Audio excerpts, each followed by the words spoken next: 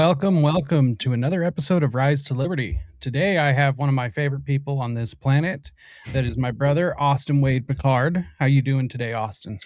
All is well, my friend. You already know how much I appreciate you and look forward to every conversation that we, Oh we yeah. get to have and the opportunity to have, honestly, just because you always tend to, you fall down the exact same rabbit holes that I tend to. And Oh then yeah. we resurface with various, sort of like, we just get to, again, have this, we're blessed with this opportunity to kind of come to the tabletop and workshop these ideas in a certain way. And whenever we do resurface, of course, sort of different details will appeal directly to us, right? And so Right. we'll kind of resurface with this very similar perspective, but uh, with providing sort of like this separate layers of detail that only helps reinforce the overall scope of kind of the perspective we gained throughout the process. And I just think Right. that in itself is very beneficial. And I always look forward to just hanging out with you, even on Tuesdays, just to Right. kind of, as much as possible, obviously workshop some of these ideas and concepts. And so it's a Right. blessing, my friend. I love you, brother. Yeah, love you too, dude. And I'm always appreciative of any conversation that we can have. It definitely makes me feel less like a freak. you know? Exactly. yeah. We were And talking privately just about kind of how it feels. Just honestly, the more and more I've really embraced this lifestyle throughout the process right. of creating the podcast and more just following through on other projects that we do and not only the interviews but the other shows and things of that nature. It's been it's been a very unique and I think, again, it's a privileged experience and a major blessing, but it's a double-edged sword, right? It's kind of interesting how the more and more you embrace this lifestyle and you kind of isolate a little bit, even though you engage in these over socialized environments at times, right? I kind of personally uh, am going through this process where I socially hibernate after the fact and kind of like Right. wait until that next moment of social, sort of like over over socialization in a way, even though it's necessary, right? But the right. the thing is that I appreciate most is basically we can kind of we can sort of provide ourselves with this environment where we know that the only people we're having these conversations with are essentially acting in good faith, right? Right.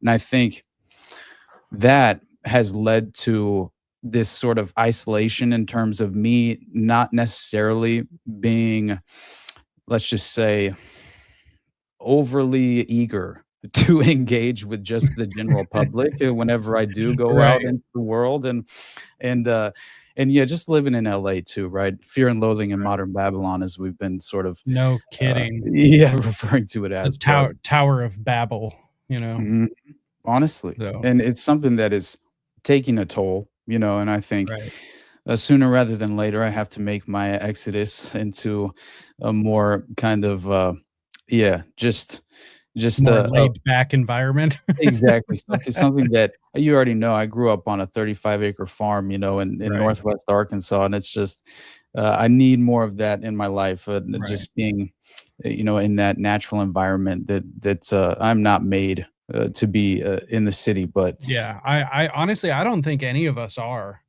I think the city, especially, like where you're at, I think it breeds mental illness, you know, because it's like a petri dish, and that's not to say everyone's going to have mental illness, but like it creates the environment for mental illness to spread like wildfire, yeah, and it really people are does. just living on top of each other, and like disease itself spreads, and It's just it's the aggressive scary. nature of just kind of like it's that city mentality, right? Right. Wherever it's just you're in my way. It's just that kind Right. of just becomes the natural perspective, uh, you know, almost the starting point for everyone. Right. And so yeah, we're just again, it's something that I feel like, me personally, it's kind of ridiculous whenever I do go out into public. I have no patience anymore. I Me definitely me either. Me either. I'm not at all eager to essentially engage anyone in a more than a surface level conversation, and even that, obviously, I'm acting in good faith, and I'm always Right. respectful, and until you give me a reason not to be. But Right. uh, I definitely feel as if there is this. Again, it's a beautiful privilege in a way, but it's also led me into this sort of mindset, and to where I have lost that patience to even engage in that more, deeper level of conversation with anyone who I Right. don't, actually know is objectively willing to have a conversation with me in good faith, as I said. And so I imagine the vast majority of the audience feels very similar, in Right. terms of that, because I felt this way before I even started my show. It's just kind of escalated at this point into a new No metastasized kidding. version of that perspective. But yeah, anyway, Well, it's kind of funny. today I wanted to touch on a case I know you've been digging in to for a long time. I myself have also been digging for quite a while, and it's just the rabbit hole that just keeps on giving. It's just every time you turn around, there's a new offshoot, there's a new angle to attack this at. And that's really kind of what I've just been kind of dubbing the eye of the chicken hawk hypothesis Right. is just that serial killers aren't real, or at least that they aren't what we're told. Mhm. And that child abduction and snuff films and prostitution, typically boy prostitution, is a much bigger problem in society than anyone ever wants to talk about. Right. And they're all related. Jeffrey Epstein is not new. This is a very, very old way of doing things. In fact, I think this goes back way farther. Just I think this is kind of the dark side of humanity that's always existed that nobody wants to talk about. So, I but couldn't agree more. that's what we're tackling. I started covering this stuff on my channel, and I entered the story through John Wayne Gacy. Mhm. Most people enter, Oakland County child killings or even the Dean Coral stuff. But I guess where did you start? Like when you first dove into this, like where was your entrance to all of this? Man, honestly, it was through the Son of Sam, David Berkowitz, whenever I was now obviously programmed to kill, very much kind of introduced the concept in a way, but in this Right, very now it clearly Simon Dovey and Eye of the Chickenhawk took it in a different direction, which I very much appreciate as well. But I think it it kind of honed in the scope, of what right, this sinister enterprise truly kind of, at the very least, the way in which it would sort of come to fruition and surface whenever we would be granted that unfortunate window, right, into how right, it functions. And I think it was strange for me because it really came through the scope of Paul Bonacci, right? Because right, just focusing so heavily on his personal path as an unfortunate victim, and also a victim perpetrator, unfortunately, on behalf of the network, which right, uh, we're very much over aware of in terms of even engaging in snuff films, right? And basically, there was a story that he told at one point where Lawrence E. King, basically they go to this basically they procure a private plane, and they decide that they're going to fly to Vegas and essentially pick up a procured victim asset, right? And so this young boy, which had been essentially ordered for abduction through this enterprise, was was abducted and waiting, right, in terms of for pickup in Right. Vegas. And so Bonacci and Lawrence E. King, they fly to pick up the victim, and then they fly from Vegas to essentially, I think it was from New Mexico to Vegas, then to San Francisco is how this private plane was chartered, and that was the path basically through the domestic U.S.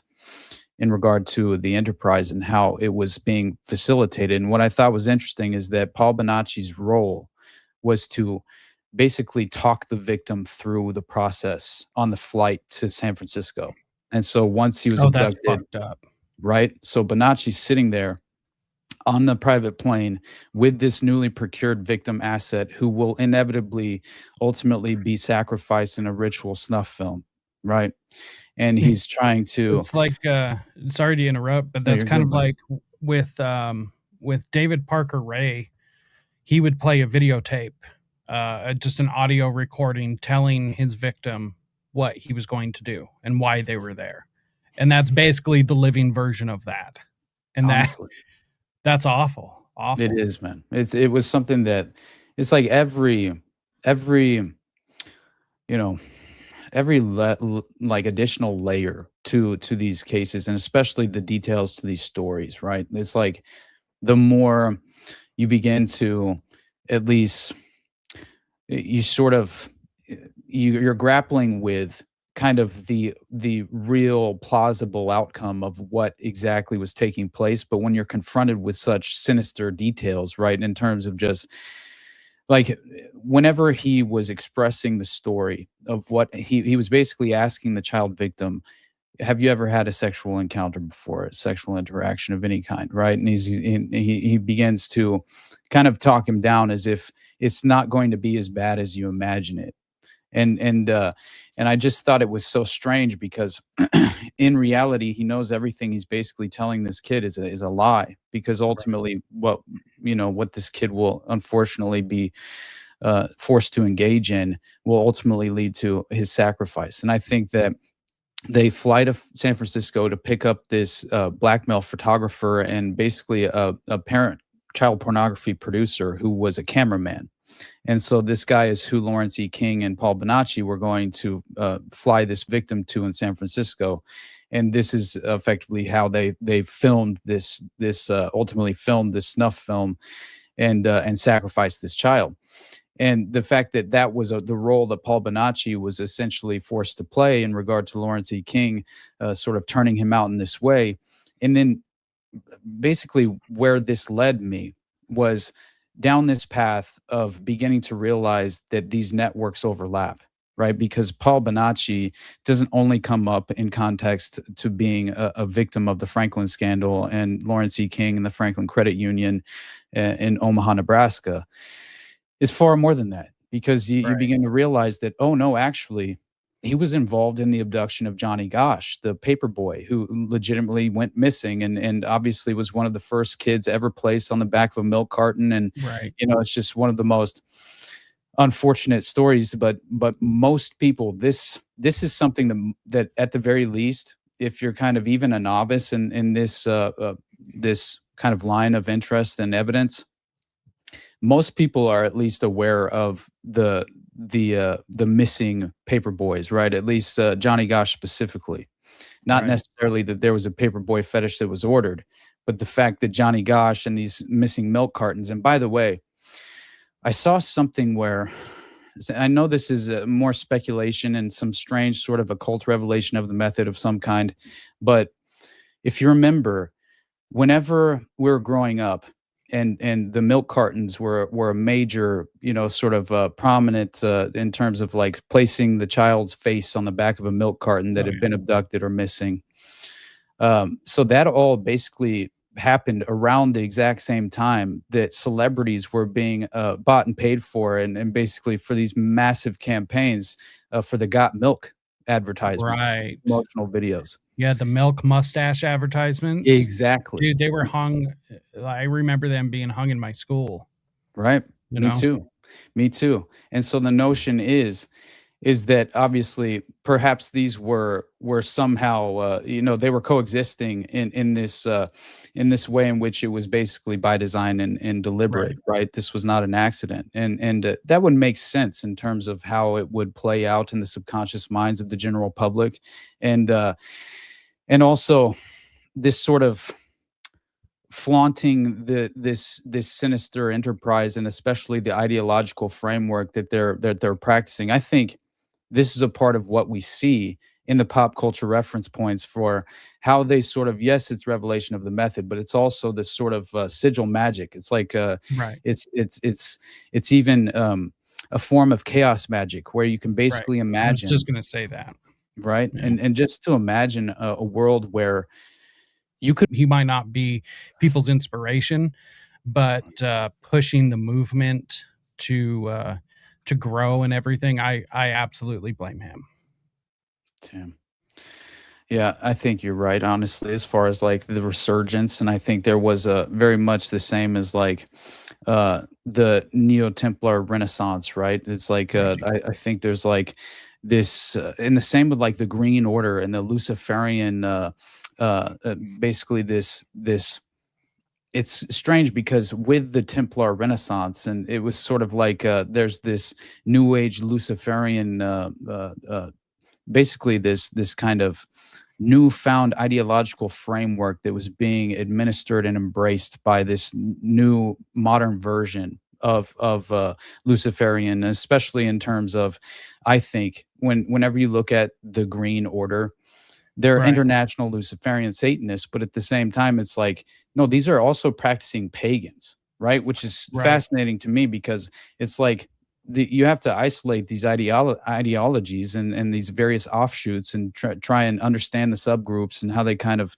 internalize their ideology and practice it on a daily basis as well.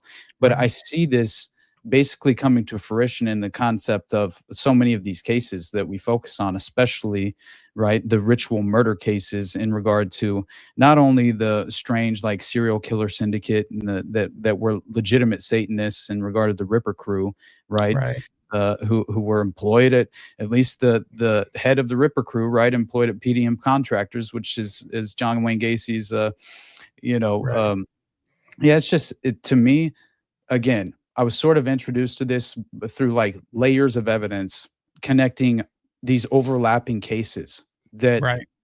are viewed as to be isolated events in the course of uh you know uh, modern recent memory, I guess you can say. But at the very least, what I thought was fascinating is that not only do you have the abduction of Johnny Gosh and this connection to the paperboy fetish, but you also have, through Paul Bonacci, the very first victim of John Wayne Gacy, and I believe his youngest victim as well, which was actually the stepbrother of Paul Bonacci, Timothy Right. McCoy, right? And so the Right. fact that this is what I began to be introduced to, these overlapping threads, and it became Right. impossible for me to dismiss them, right? And especially when I would kind of follow them through to gain more of a credible window and evidentiary window into how this is legitimately plausible and possible and potentially a fact.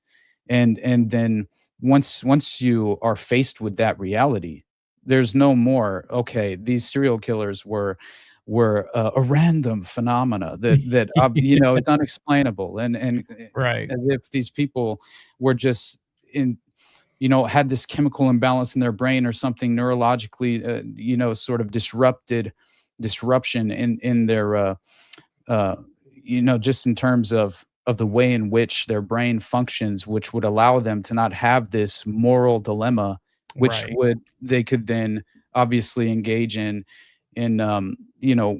what any human being would view as probably the most sadistic and sinister thing you could imagine, Right. uh, you know, participating in, and yet they all conveniently are presented to us as sole perpetrators acting alone, with no sort of uh, connecting point, with credible, as far as credible connecting point to Right. this overarching network that truly makes far more sense in terms of plausible, just being a plausible alternative theory.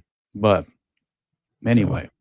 real quick. I've got this video. Speaking of Paul Bonacci and everything, I thought you would find this very, very interesting.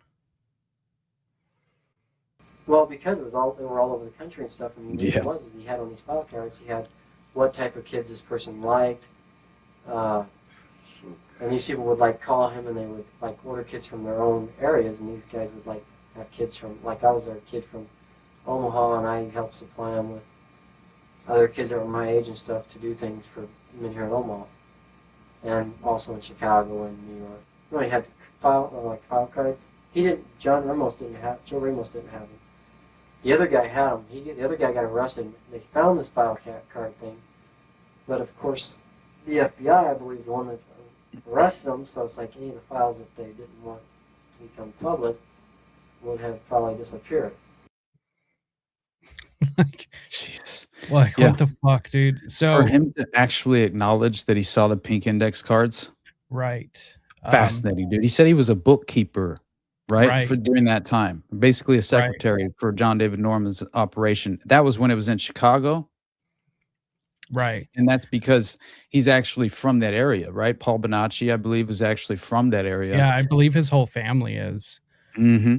So, for those who don't know, so right after Dean Corll was arrested. Now, okay, here's one thing I'll say just real quick before I mention the timeline is the one thing I don't like, and I'm trying to do my part in changing this within the parapolitical sphere.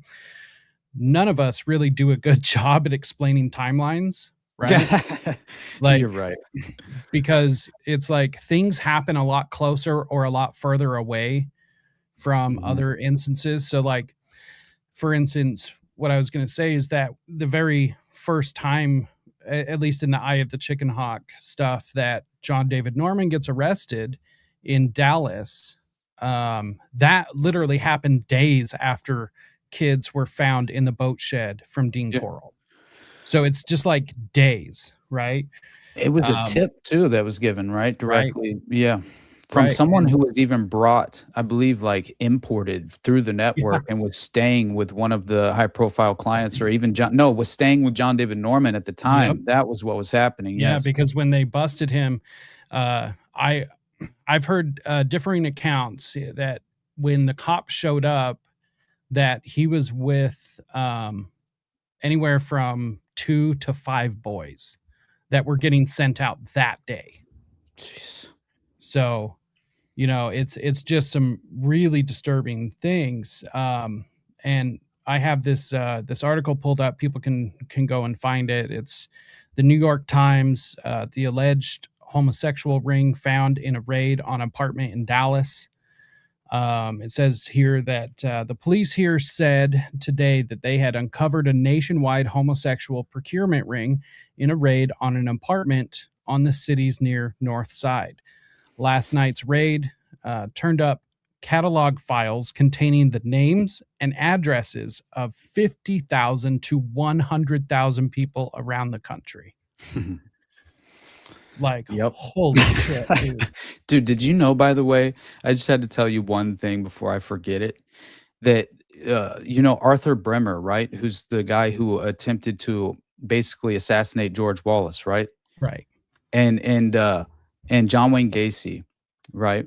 And also, I think it was John Hinckley Jr., right? So you have all three of these people, right? John Wayne Gacy, Arthur Bremer, and John Hinckley Jr., and they legitimately shared the exact same psychiatrist. Did you know this? No. Yes, I found this out just recently.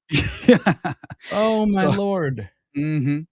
And yeah, it was a psychiatrist who had previously examined both Bremer and Gacy, basically examined John Hinckley Jr. in 1981, which I thought was fascinating. That has MK Ultra written all over it. It's exactly how I felt. Like, dude, I hear mental health professional and I'm like, ooh, is it Jolly West? And if it's not, then it's not far behind, you know? Right. For real.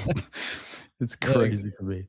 Yeah. It's absolutely. As wild. The homie said in the chat just now, I made that point whenever I was talking to Jake recently about the Odyssey Foundation was that basically, if you've never actually personally witnessed a picture of John David Norman. It is unequivocal proof, in my opinion, that basically, like, what is it? Essentially, it's the Jimmy Savile effect, as I call it, right? Is basically just at, face value, this guy's guilty, in my opinion. Yeah. I do believe that, you should never judge a book by its cover, but on the flip side of that, some books can be judged by their cover. Oh, yeah. And John David Norman is one of those dudes. Yeah, no And I'm kidding. telling you, I think it was, I remember, as far as I saw this ridiculous connection in terms of, there was an investigating officer that basically called. I think his name was it was a police detective in Dallas during the Dean Coral investigation, and it was he called John David Norman. His name was RC or something. RC Nelson or something was the name of the detective in Dallas, and he went on the record and he called John David Norman. He's the pedophile of pedophiles, right? And I just thought that's a fascinating kind of statement to make, because I feel like he's realizing personally through his direct investigative window into the case that this man was essentially running a pedophile enterprise that would solely benefit this was like just insane to imagine the scope of this enterprise, right? Because no understanding, and by the way, that Jack Ruby connection to basically making payments to a man named John D. Norman in Dallas when he moves from Chicago to Dallas, that to me was a potential proof of we already know that organized crime and the mob ties to John Wayne Gacy. 100%. Absolutely, you would have to imagine this applies to John David Norman. And just knowing that with the Odyssey Foundation, you have, this includes clients, right? That when we've said this a few times in the past, includes clients from the Franklin Network, the Finders Cult, North Fox Island, and even members of NAMBLA who are wanted for murder, right? Which is the North American Man Boy Love Association. This has a direct connection to Paul Bonacci helping in the abduction of Johnny Gosch, claiming that he chloroformed him basically with a rag and put him in the back of a van with two perpetrators, one of which he named as being Tony, which was AKA also known as potentially being Philip Paskey, right? Who worked for PDM Contractors. But I'm not trying to get ahead of what we're discussing. I just think to briefly kind of like review it for just a moment, it becomes so very obvious. Yes. And in its origin, at the very least, I think John David Norman was arrested in the 50s as well, by the way. There was like an original arrest. 1956. Okay. Which is crazy to me. Yeah. So, he was, and assuming that, he was arrested back then, so he was most likely doing shit long before that, right? Oh, yeah. One aspect of his whole case that really disturbs me is how is it not only did he always get out, right? He was always out of jail. But on top of that, once he got out, he was also immediately able to gain access to index cards that had information already and camera equipment, like immediately. To me, that says a mob connection, because like everyone's got to realize back then in the 70s, in the 60s, camera equipment was expensive. Like it was the cutting edge technology of the time. So, even like a Super 8, an 8mm camera in the 60s was pretty expensive. Like it wasn't commonplace until about the 70s. And then in the 70s, John had access to like, much larger camera equipment. So, although 8mm tended to be, the favorite of these pornographers and stuff because it was so easy later on. But, and the mailing service, right? Distribution, I think. Yeah. Yeah. Dom Lyrics, I think. And by the way, Odyssey, Melomatic. don't you think Odyssey Delta, and also Hermes publication, right? What is going on with these names, these sort of mythological reference points? You know Yeah, what I mean? yeah, It's like, the Greek and, like, Roman mythology and stuff. which I think is sort of glorifying the child sex aspect of things, because I do think, 100%. right, like especially the little boy lovers, man, like this Oh, yeah. is like culturally been glorified for in all throughout ancient human civilization. I mean, but especially the ancient Rome, the Greeks. I mean, they were all having sex with little boys, you know, Mhm. I mean, and this that's where pederasty comes from, right? right. Like, that's where the whole, labeling it comes from. Even Plato talked about it, Yep. and was in favor of it, which is sick. And no one bats an eye, you know, like Right. in terms of, "Oh, but he's still so." Yeah, I get the fact Yeah, that you can he compartmentalize and appreciate right. philosophical value and things of that nature, but that doesn't erase the fact, right? Yeah, That that he was you know what I still mean? screwing little boys, you Mhm. know? Right. Yeah, So, yeah, it's to me, it's like, never have anyone on a pedestal, you know, 100%. especially, you know, these ancient figures. We have no real understanding of who they were Please visit my personally. website, Right. Let's see. programtokill.net. I was trying to pull this Go to up plans on, and prices for even more. just Oh, on yeah. the normal stuff, but this is Is actually that a the video of video. that, like, that old footage of the CIA's, like, program of, like, recruiting young children, basically? It's like No, but I do have that. that's a This crazy this visual. is video of John David Norman. Okay. So, Let's see it, bud. Oh, For yes, records I did seized see from that. the Odyssey Foundation Tuesday night, police compiled the names of 30 juveniles from 13 states who were allegedly procured as companions for older homosexual men known as sponsors. okay, so 13 states, right? Right, So the FBI should have immediately been involved. right. Immediately, and they never were. They said, "Nope, this isn't our jurisdiction." Bullshit. 100%, man. Bullshit for Bullshit, it's sure. not.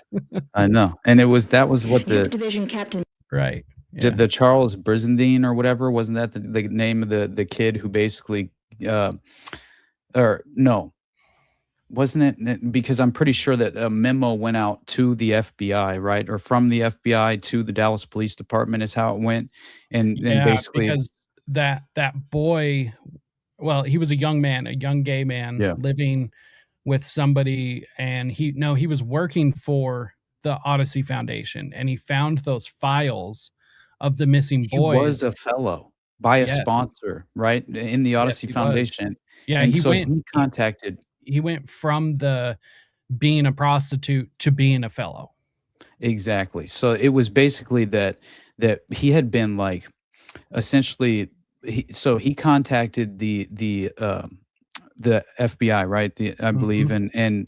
and basically you had a Dallas correspondent of a gay magazine known as The Advocate, who had Yep. basically given him advice. The guy's name was Robert Shivers or something, and he goes and he gives the Brizendine advice apparently, which led to this him like reaching out to provide a statement to the authorities, and basically he went on the record claiming that yes, he was a fellow, right, and had been invited or brought to Dallas as a fellow by one of the sponsors of the Odyssey Foundation, and this is where they first got the name of the group.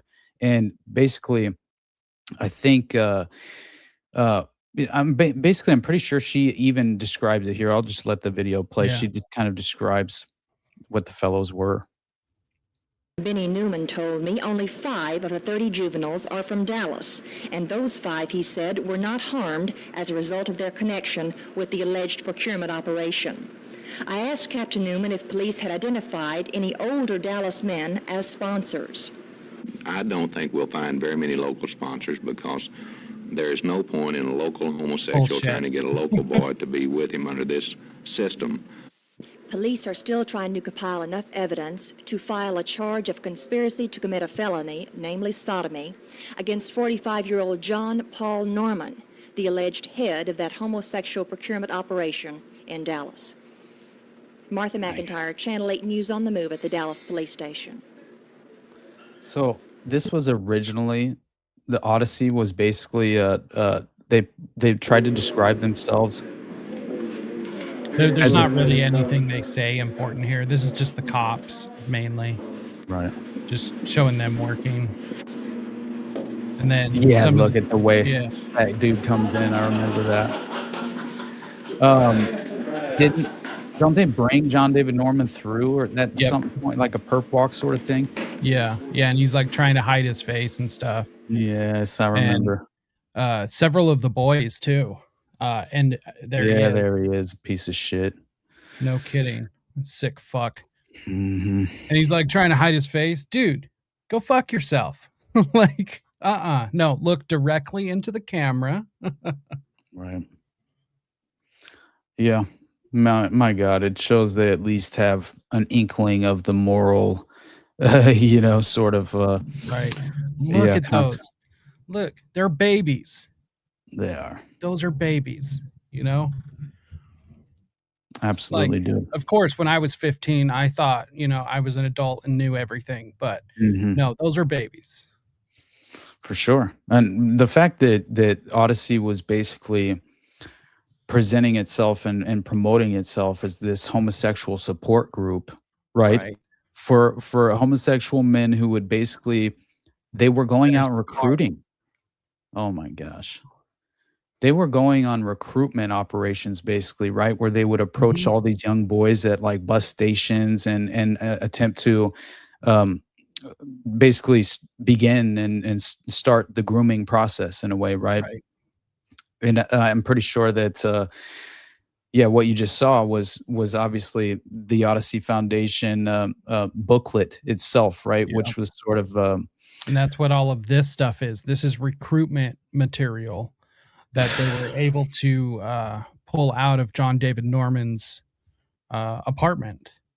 So, and this is the first bust because he got busted. Well, he got busted several times, mhm. but he got busted here in Dallas, and then after he met bail, which mind you, uh, it was like 100. I can't remember. It was like $58,000, or it was some ungodly amount. That I mean is even a lot today, but Mhm. adjusted for inflation is more than it was.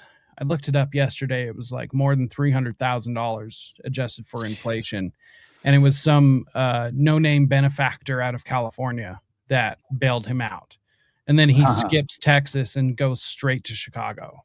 That's strange because there were quite a few Odyssey victims that were inevitably ultimately killed in snuff films on the West Coast in Los Angeles, and they were Right, linked to the Odyssey Foundation as being victims and these young fellows, right? right, And that was how they procured them, the sponsors.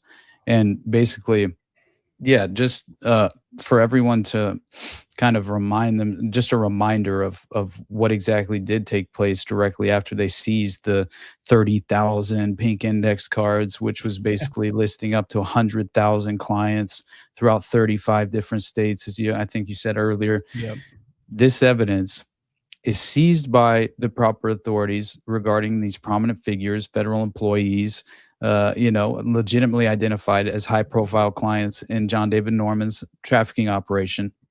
right, And they subsequently submitted all of this evidence, including the 30,000 index cards, to the U.S. State Department, where it was conveniently destroyed. And I think it was Matthew Nemitz, who was a counselor for the State Department, even confirmed that the cards were destroyed after right. officials determined they were, quote, not relevant to any fraud involving a passport. Yeah, like what does that have to do with anything in this case?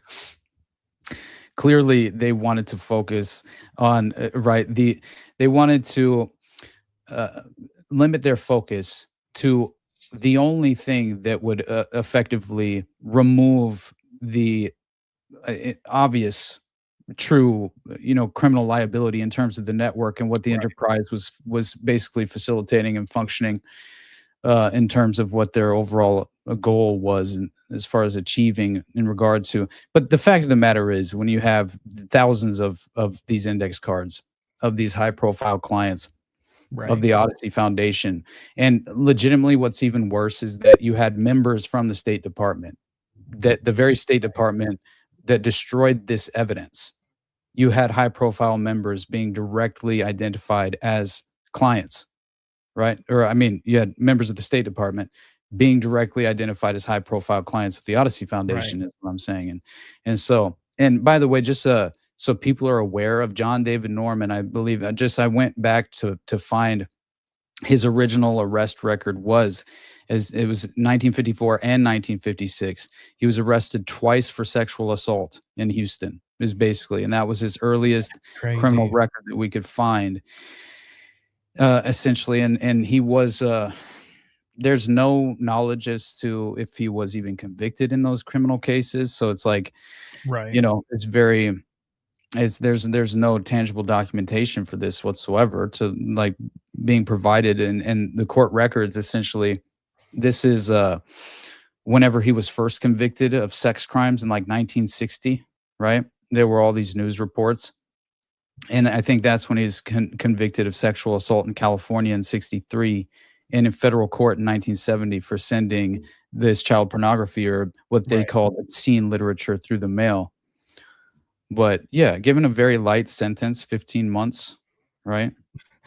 This always happened with him Mhm. and Philip Paskey too, you Right. know, which, you know, I always try, it never works, but I always try to think of, the innocent explanation. Like what possibly could be the innocent explanation for something like this?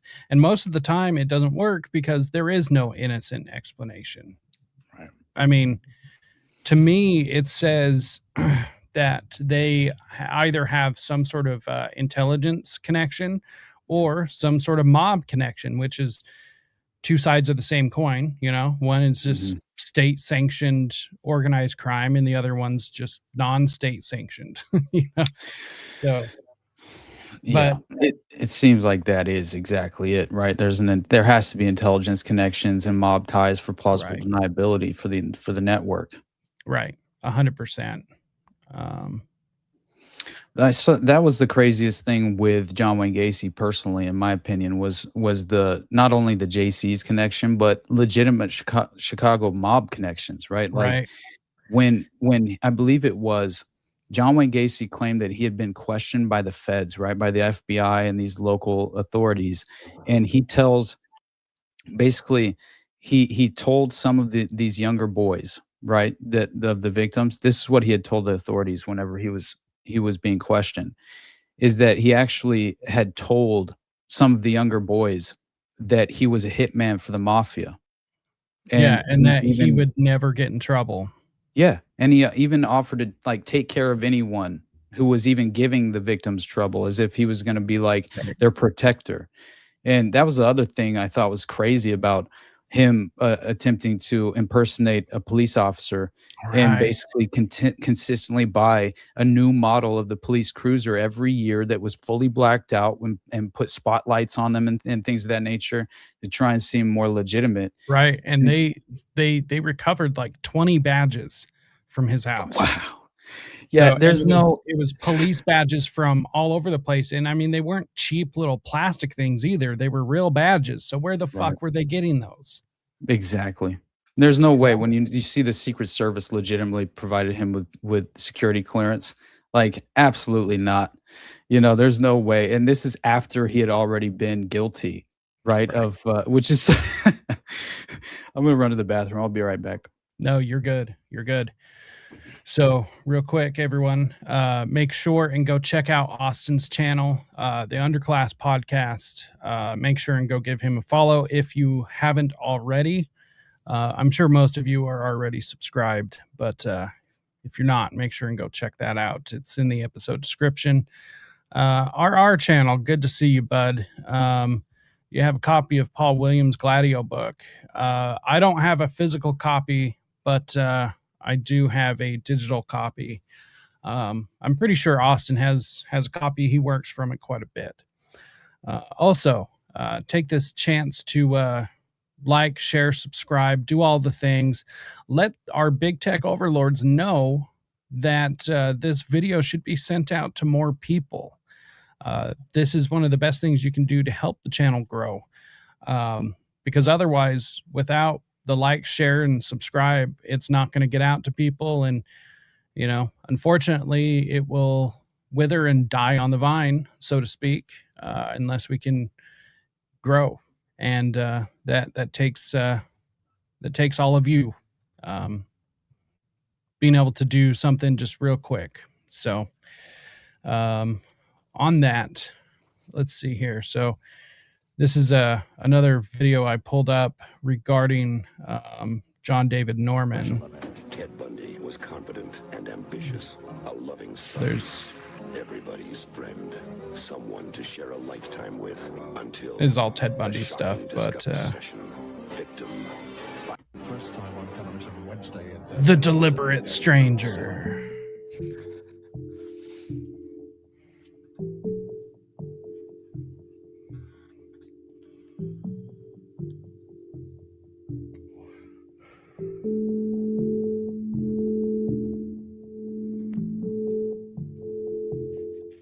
I think this is one of the videos that shows like a big collection of all the index cards. Nice. What I think is crazy, like he's just walking around the police station, no handcuffs or anything. Yeah. It's like, it's absurd. Is he a friend? Like, what the fuck is going on here? Like, why is he walking around? And yeah, there's that mugshot, Mm-hmm. The dude looks like a fucking creep. He Absolutely. Does,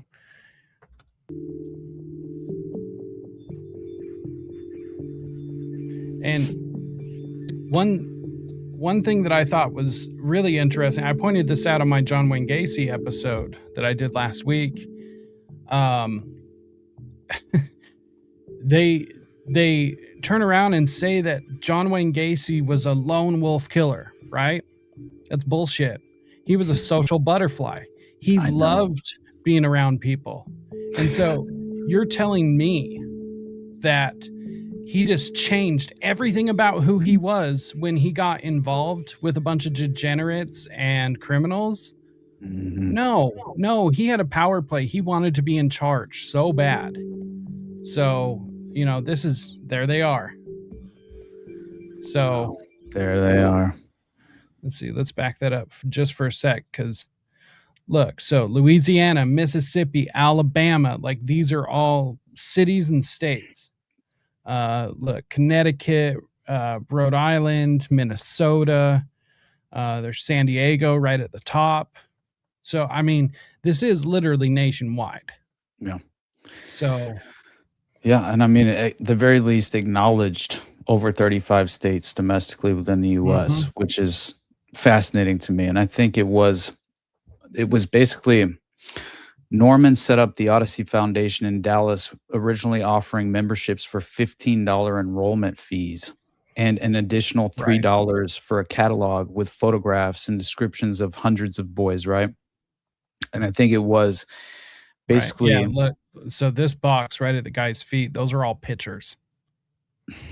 My God, dude. Like, what the fuck are we even talking about, man? Mm-hmm. Yeah, apparently... the meetings that they were offering the boys up, the fellows, right, were basically being offered between like $20 to $40 per day, were the ranged, at the very least documented range in fees that were being plus the airfare, apparently. Right. Yeah. Plus travel. Yeah. So, dude, the lowest I heard was $15 a day. Wow. And then, the most was like $40-$50. And I assume it was probably based upon how long the boy had been there, his level of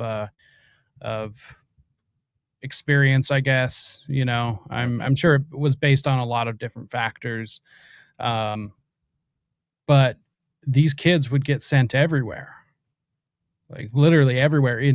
There was, getting tied in with Troop 137. Then we're talking about the Adelphi tours. And, there were some of these programs that were set up to go overseas. Mm-hmm. I know. And that's why I think it was like, what, You had MC Publications as well that you mentioned. Right. Handy Andy, I thought was crazy, right? The fact that that was a contracting business in Pennsylvania, right? Mhm. And it just instantly, I thought of it's the same as PDM contractors. It's just Handy Andy. It's Right. which is crazy to me. And then the creative core as well, which I thought was interesting. And so he has all these various, you know, kind of fronts for the same network of operation. And I think uh, beyond the fact that you had that strange connection, I think it was. Let me pull this old. I found this book that I was basically reading through the other day that I thought was fascinating, and it had a direct basically it had direct context, right, for Right. um, the the Jack Ruby connection to Dallas, right, and it was basically in the form of, let me pull the name of the book first because I want to make sure I don't butcher it.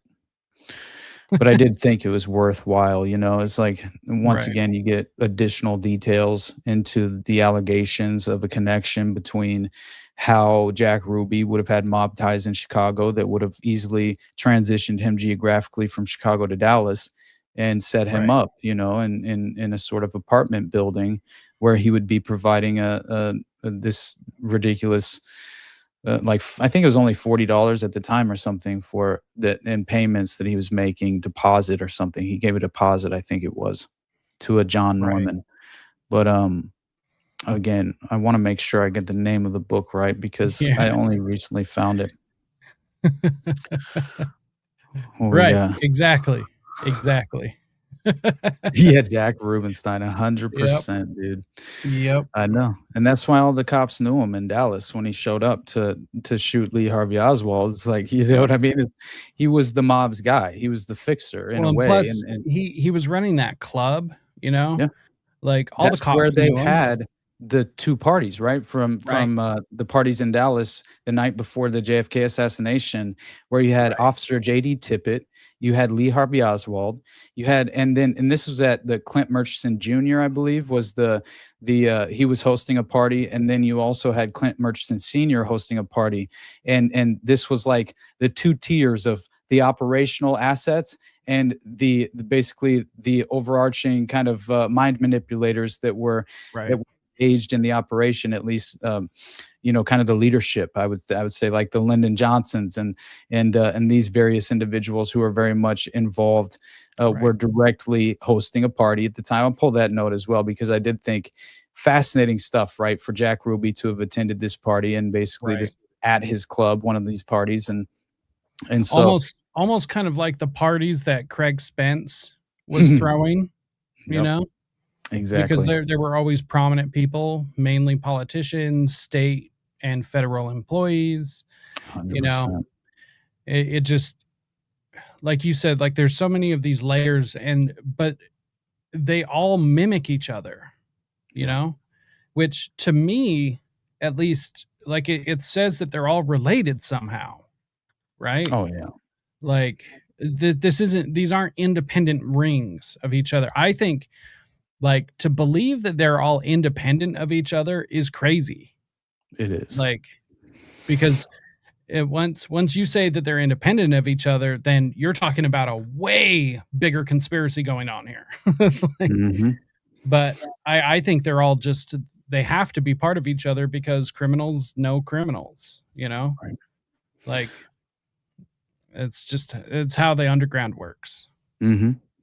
No, there's no doubt in my mind, and there's an inside edition, at some point, I'll have to pull up this video of an inside edition, I think it was, that was on John Wayne Gacy, where you get the allegation of from the victim that survived, right, who talks about him, like, impersonating a police officer, and Right. I believe that was also there were a few allegations in that, but, um yeah, it's just consistently, man, like, I'm realizing, you know, more and more that this is not some sort of, you know, extraordinary alternative theory that doesn't deserve to be taken seriously. Like this is so obviously the case. This is the plausible reality that we're facing, is there's no way around the fact that they systematically entrenched a pedophile underworld that would effectively provide them with this kind of avenue of sexual blackmail. Right. Yes, it's like, it's again a layered operation. It's not, and I do think that there's occultism heavily involved and layered into it as well, and there's a reason why. Oh, you there know, is. yeah. Damn it, this is taking me way too long to pull the name of that book. No, you're good. You're good, dude. Have you watched Conspiracy of Silence, I Austin? have. It's been a long Yeah. time though, I have as well. I've watched it several times. It's intense. It's intense. In fact, there's another documentary I just watched recently. It's called Boys for Sale, and it was made late 70s. Dude, Jake sent that to me It's- before I went to Vegas, and it Yeah. instantly fucked me up. Like Yeah. even the first 5 minutes is like extraordinary. You know what I Yeah. mean? And like, all the stuff they used to do, they used to do actual reporting, and, documentaries used to not hide details or whatever. And it was very blatant. In fact, like there's the Senate subcommittee hearings on child prostitution and stuff that were held in Chicago before Gacy was arrested. I've actually got those videos too, but it's just absolutely wild because they would just blatantly talk about things, right? There was none of this modern censorship of language. And it was just very in your face and blunt, which is really intense these days. Right.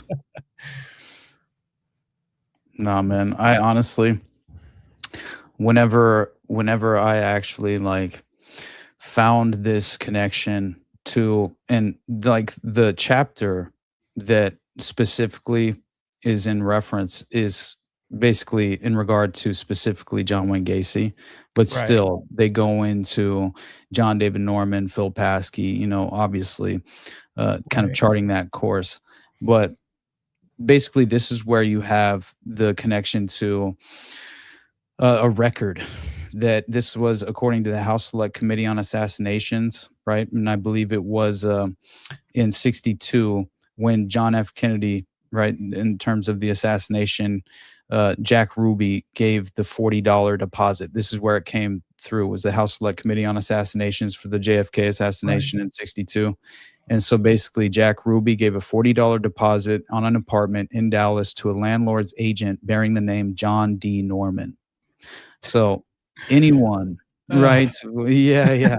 I mean, that's just too much, man, right? Like, I know. what do you do with that? No kidding. Mhm. This video I have pulled up. I thought you would find this interesting. So this is the 1977 U.S. House Judiciary Subcommittee hearing on the sexual exploitation of children. And this specific section is what I wanted to play because this is Jerry Richards, or Gerald Richards, who is the only man to have ever done any time for the whole North Fox Island issue. Right. So, and it's incredibly interesting listening to him speak and what he has to say.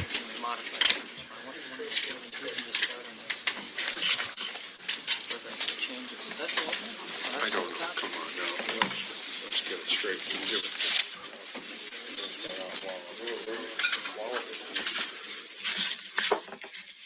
Mr. Richards, would you please stand? Mr. Richards, I want to assure you that that you do have certain rights on the occasion. My first contact was when I was going to college. I worked nights in an adult bookstore, and that was my first connection with pornography. And I worked there for 2 years during 1968 and 69. And that is where I made initial contacts and different types of connections. That's where he met Francis pornography Sheldon. business. Right. I was married at the time, and I was still married, but I was supporting my family by there and working part-time on weekends in a hotel auditing work. Hotel auditing work? Yes. In what year did you actually begin to produce child pornography? Let's see. It'd be in around January 75. On January 75? And for how long a period then did you?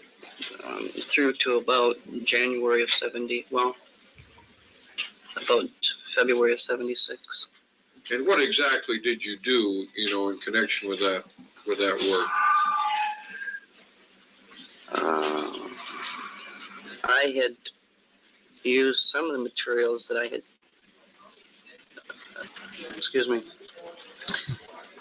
through mail order ads, generally speaking. Had dealt through the mail. I'm nervous. I'm a little nervous. It's all right. Relax. You asked me, I'm sorry, did you ask me? Yes, I just wondered if you would explain to the committee just how you initially went about getting involved in the production of child pornography films. Okay. How did you initially begin? How did you start? What were the circumstances of how you began?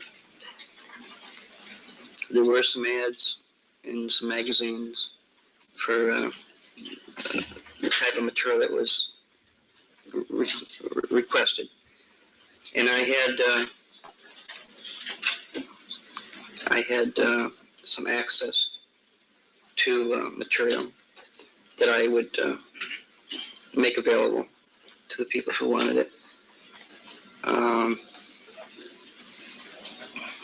And as it progressed, I ran into a man, also through an ad, who assisted in making places available where I could film models. The models themselves, I really only had one, who was a fellow that I had met, a young fellow actually, who agreed to pose. And I said, How old was he, at the time he was, I believe, 14. 14? Mm-hmm. Now these were not particularly offensive type of posing at that time. They were generally what you would consider physique type of posing. Okay. And through a contact with an organization, I met other men that were in the same type of situation who had models, and they would swap pictures back and forth. And I realized that there was an area where maybe I could profit by selling. So what makes Gerald interesting is he admitted to being a member of the Delta Project. Right. That's just so this is the problem when people are unaware of it's the issue with North Fox Island and Francis Sheldon, and people thinking that this is, or at least being under the impression that this was an isolated event or an isolated case, right?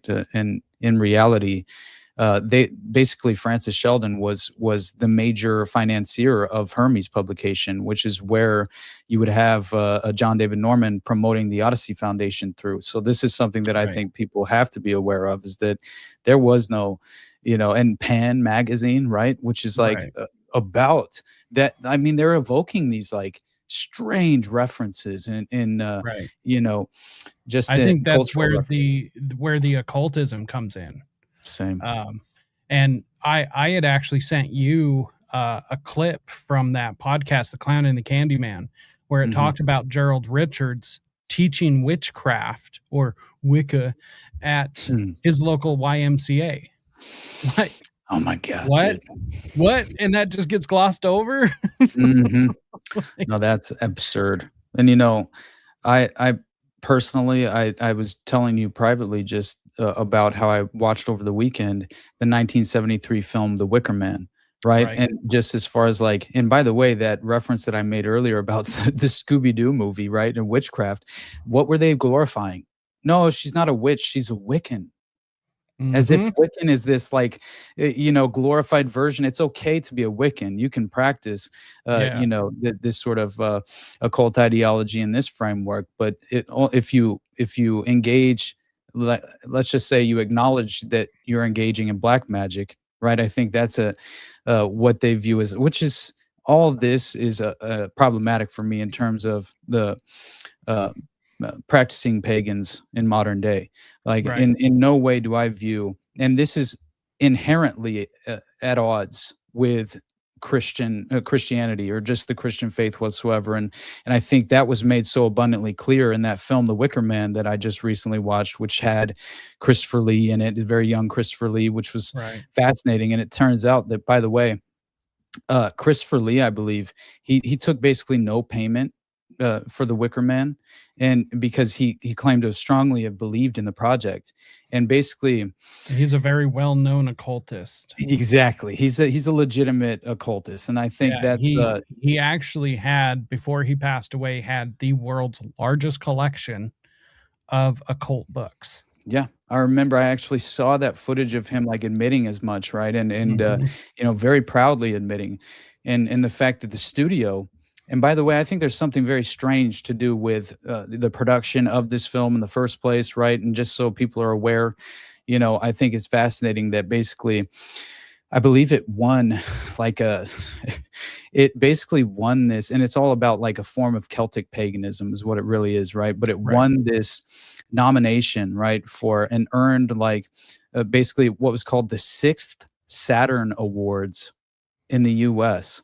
And I just thought very interesting, right? Where it won Right. best horror film for this sixth Saturn Awards, which I had never even heard of. But of course, Saturnian worship makes sense. But Right.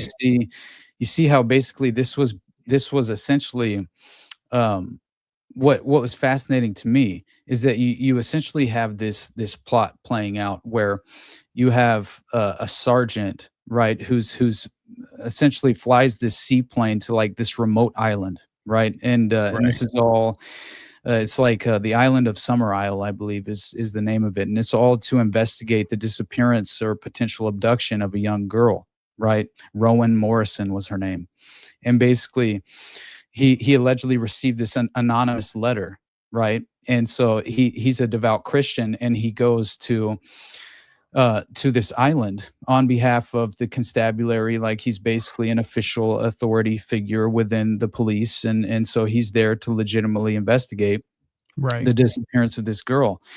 And so then he begins to realize that basically what you have is, and I think it was like the West Highland Police or something, and this where he received the anonymous letter that requested his presence to investigate this missing persons and missing child in Summer Isle. And this is like a remote island where basically it's like they filmed on location. I think it was in Scotland, if I remember correctly. But either way, it's fascinating because it's like basically, I won't I won't spend too much time derailing us into this, but I feel like it's very important because it is like just It is. another pop culture reference of, and also a window into how I believe modern paganism is practiced in many ways, unbeknownst to the vast majority or the uninitiated. And I think Right.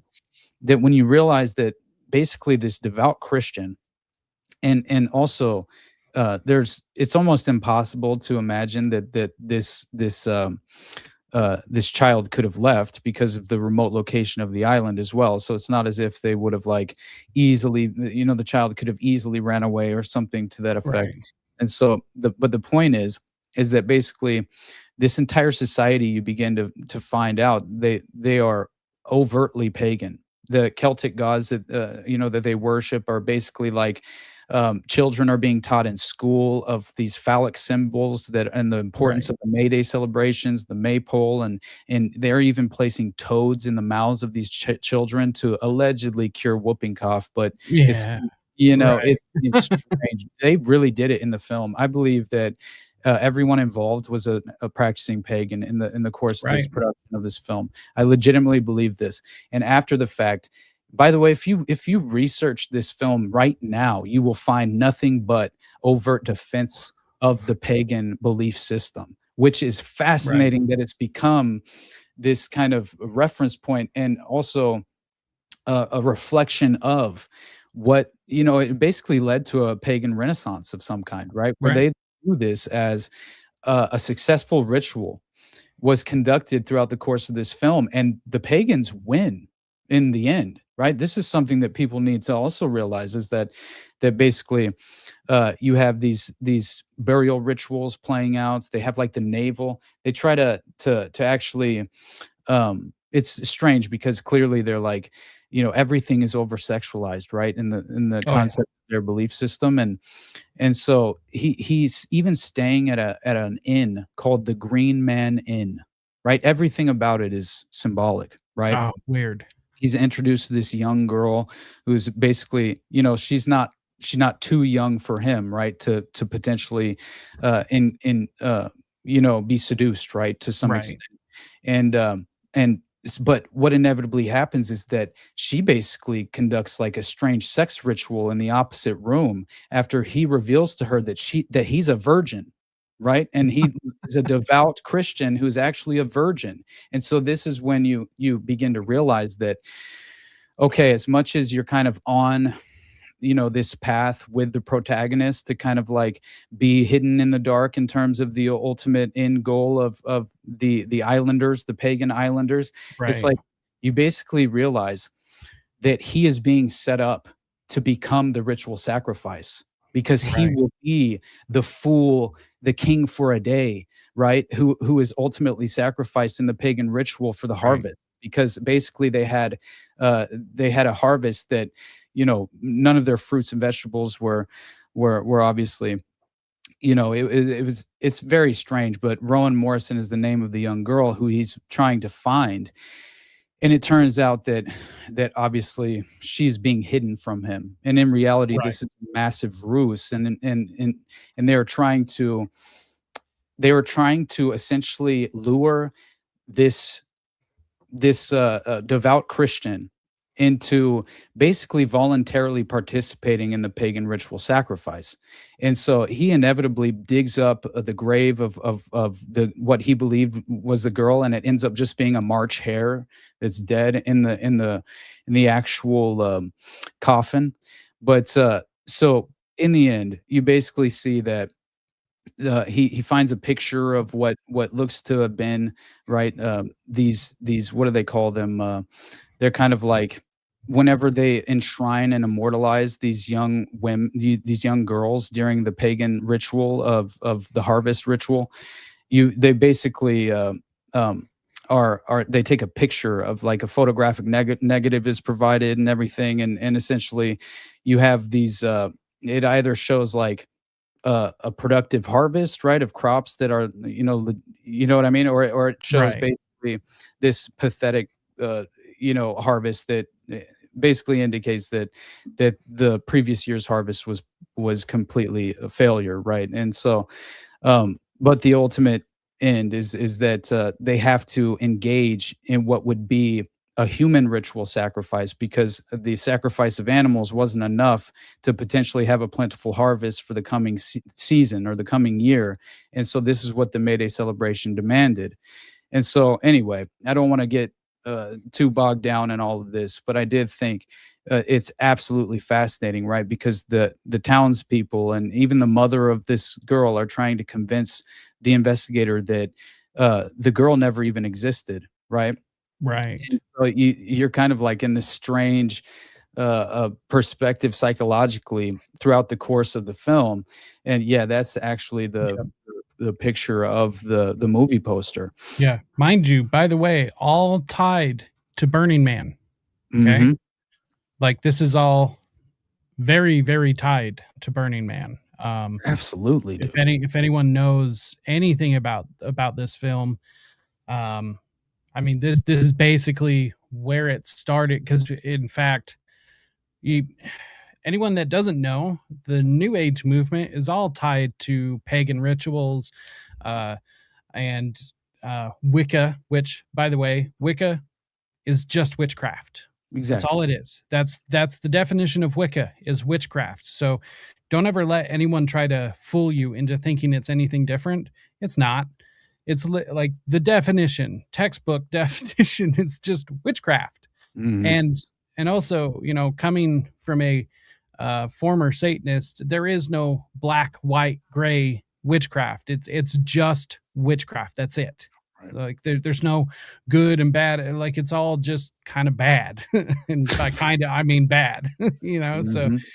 it's all black witchcraft if you have to put a name to it. So Right. And when you're overtly teaching and conditioning these children from such a young age, generations are being conditioned into embracing these beliefs. And also, it's the level of like pagan barbarity being revealed throughout the right. It's just absolute perversion, within Right. this society structure, and for them to be acting as if right, this is essentially at odds with the basically the Christian belief system of right, of kind of rejecting that sort of what they viewed as like sex being right, you sort of rejecting the body in a way, because within the concept of being a devout Christian, principally speaking, and things of that nature, it's at odds entirely, extreme odds with the pagan belief system is the Right. point I'm making.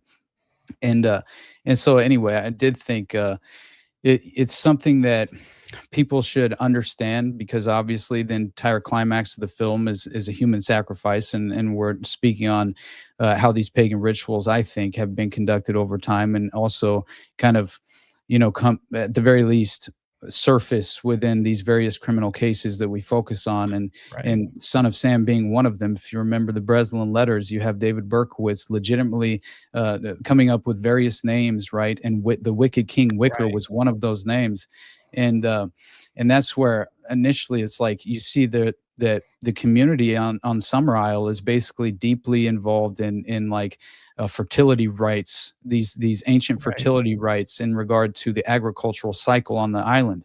And so that is what basically reflects nature's and the earth's fertility as well, right? Is basically Right.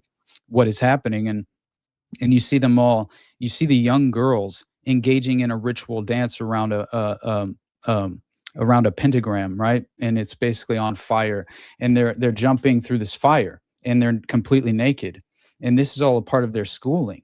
And what you realize is that basically with that entire ritual is a fertility ritual. They are attempting, they're having sex with the fire in the concept of the pagan ideology, which is so Right. insane to me in regard to like ensuring a bountiful harvest, and even deceiving the investigator, right, to basically lead him to believe that the young girl who he's basically searching for is in danger, when in reality the ultimate plan is to sacrifice him, the virgin martyr, the fool, the king for a day that voluntarily participates in the ritual itself, which basically is I think the most fascinating aspect of it. And yeah, you see basically this kind of complete and total it's essentially realizing that these ideologies are at odds, right, in terms of the morality of the belief systems in general, and how Right. this modern form of practicing paganism, these pagan traditions, is basically being practiced in this isolated, right, just again, it's a modern form of this ideology being practiced, and it's again another example that we can point to. And this is why I think it's been sort of like resurrected as like Right. a cult Right. following in terms of pagans like deifying this film. Right. But anyway, go Yeah. ahead and play No. that. Oh, totally. So this is actually a quote from Christopher Lee talking about the occult. And if I'm not mistaken, this was filmed, I think like 2 or 3 years before he passed. So, Wow. It's well known that you have a huge interest in the occult and one of the large. Here, let me put on subtitles real quick. I usually hate subtitles, but it usually works for streams. So, Huge interest in the occult and one of the largest collections of books. I don't have a huge collection. Somebody wrote I had 20,000 books. I'd have to live in a bath.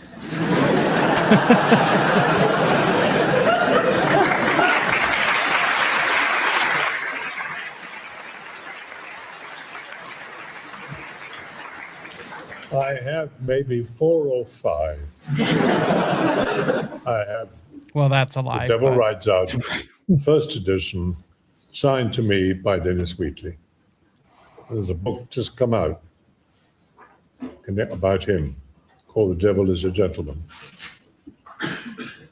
And I have met people who claimed to be Satanists, who claimed to be involved with black magic, who claimed that they not only knew a lot about it, but as I said, I've certainly never been involved, and I warn all of you, never, never, never. You will not only lose your mind, you lose your soul.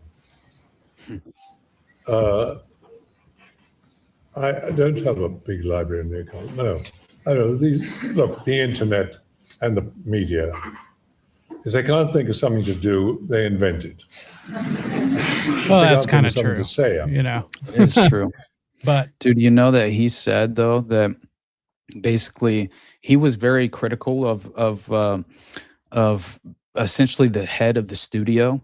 I believe basically hating this film, The Wicker Man, and interesting, attempting to destroy the negatives and outtakes, which were basically dropped in a landfill at one point, and essentially you had, I believe the final print was saved like as recent as like 2013 or something. I was reading. Oh wow! I know, wow. Right? And the fact that Christopher Lee didn't even take. Basically, he said that if he would have taken his fee from that film, he didn't even get paid. That it would have bankrupted the film's production, and so he was so like devout in claiming that he believed in this project, right, that he went on to basically say that EMI, the studio that basically absorbed what was originally British Lion Films, which apparently had to do with the production, deliberately sabotaged and destroyed or even hid away the original negative of the film. And so I thought that was interesting, especially because it seems that there is a lot of lore surrounding even the production of this. Right. And there was like I believe the music in itself was entirely like traditional folk songs rooted in these nursery rhymes and these and this basically this pre-Christian European culture is what they tried to reference it as. And this is like you had members of the cast, I believe, formed the band that actually produced the musical score. Interesting. And so it's all like, man, this to me felt like you were almost voluntarily participating yourself as an audience member in a pagan ritual is what it felt like.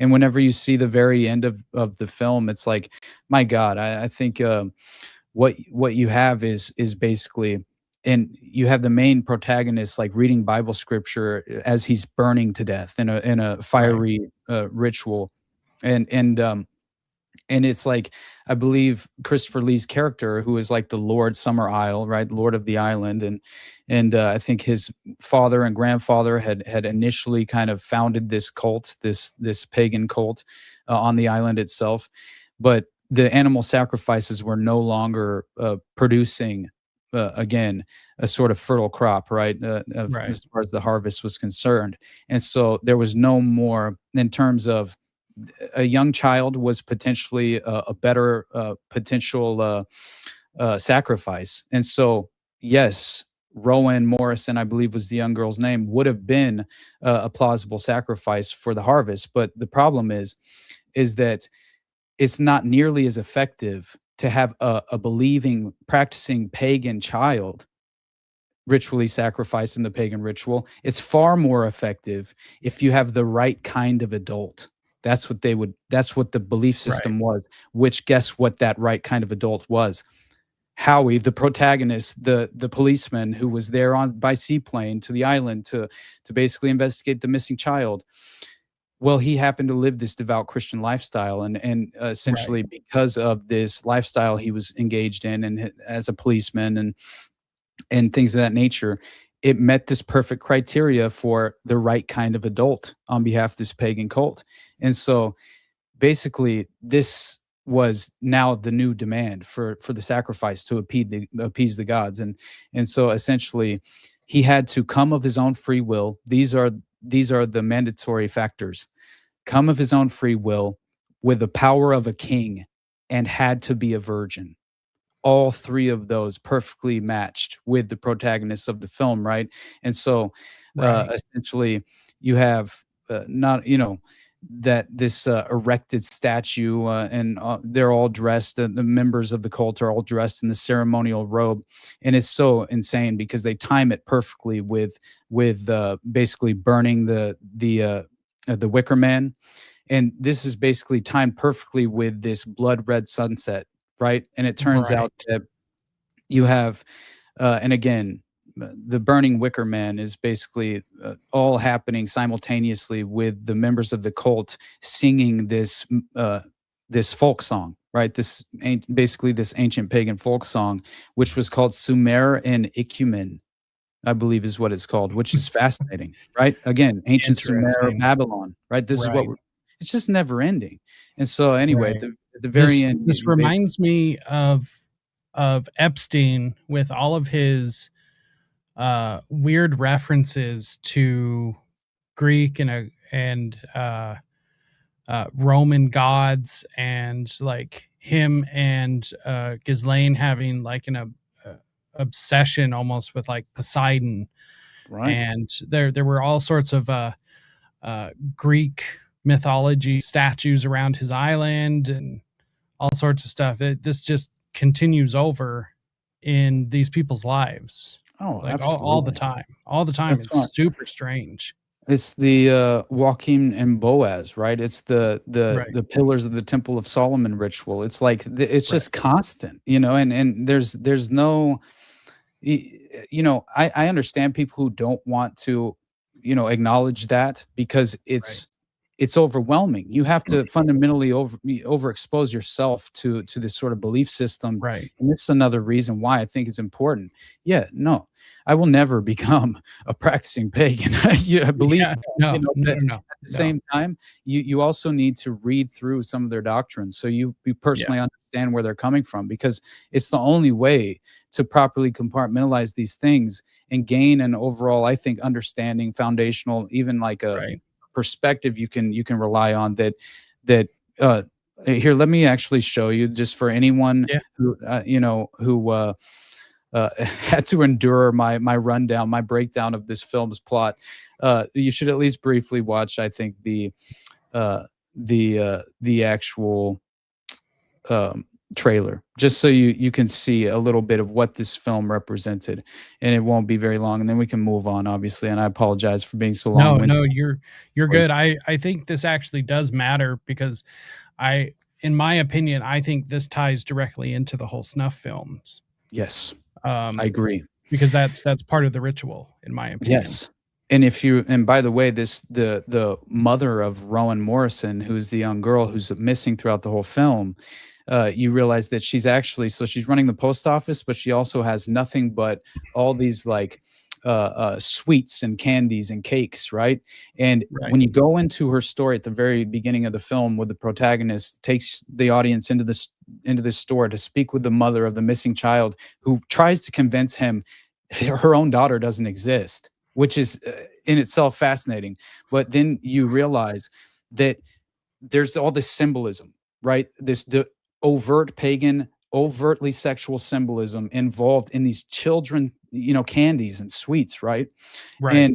And she was legitimately cutting the private parts of a young girl. It was like spirit cooking, right? It was like a Marina Abramovich spirit cooking is what it looked like, where it was the body of a young child in the form of a cake, and the mother was legitimately carving the private parts.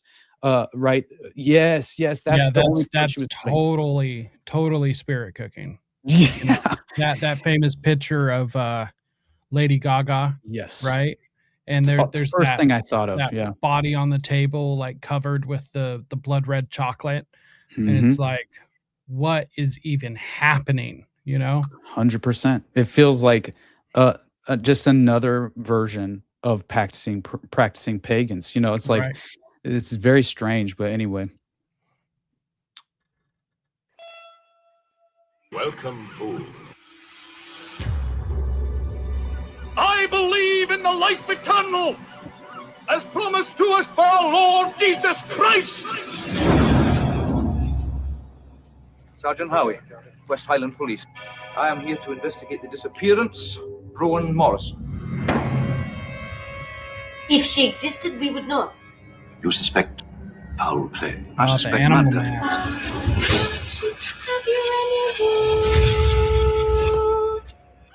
Sergeant, if I were you, I would go back to the mainland. You wouldn't want to be around here on Mayday.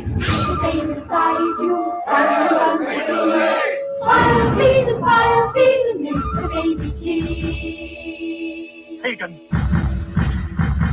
Where is Rowan Morrison? Come. It is time to keep your appointment with the Wicker Man.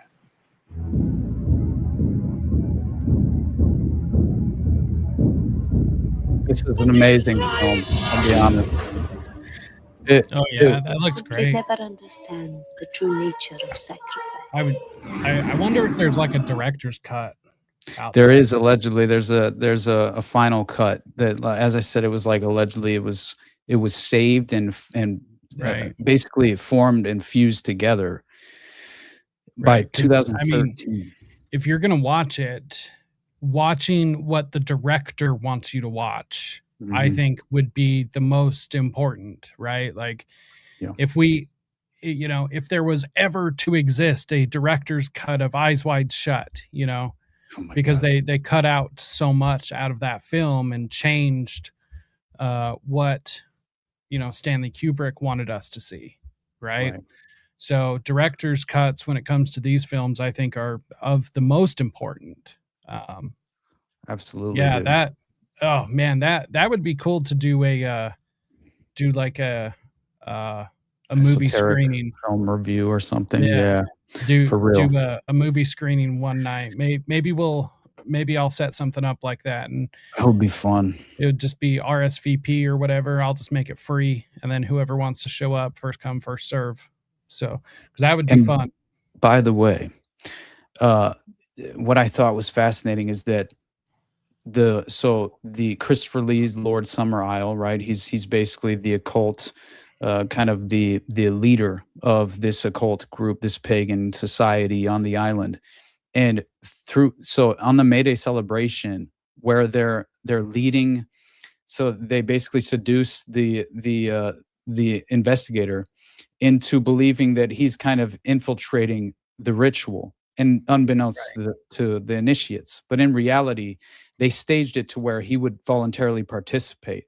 And so he believes he broke into the ritual to help find the young girl throughout the ritual process, while he's wearing the mask of the landlord that he basically beat over the head and changed into his costume.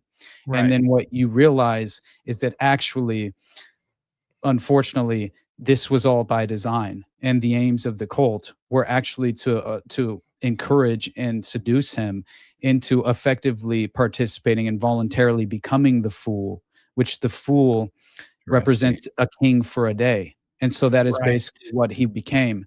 And so this part right here, you actually see, and this is the last part I'll actually show you, is it's just a scene that I pulled up on Twitter that I actually found someone posted. And you see Christopher Lee's basically he's wearing Christopher Lee is dressed as a female, so he's reversed his gender role to lead the ritual, right? Blatant Satanism. Yes, that is overt Satanism. It's in the inversion of it's the inverted moral landscape. This is what it is. It's an inversion of morality. All about subversion, which yes, I mean that is what Satanism is. So 100%. Just in case anyone's curious.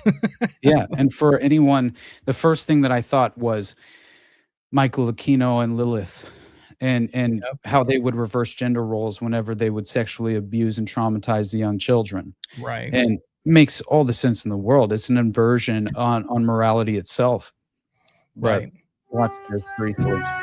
The fool is the investigator right here. This is the investigator voluntarily participating as a fool, thinking no one else around him who is an initiate in this pagan cult will be aware of his What's the matter with you, McGregor? Do you call that dancing?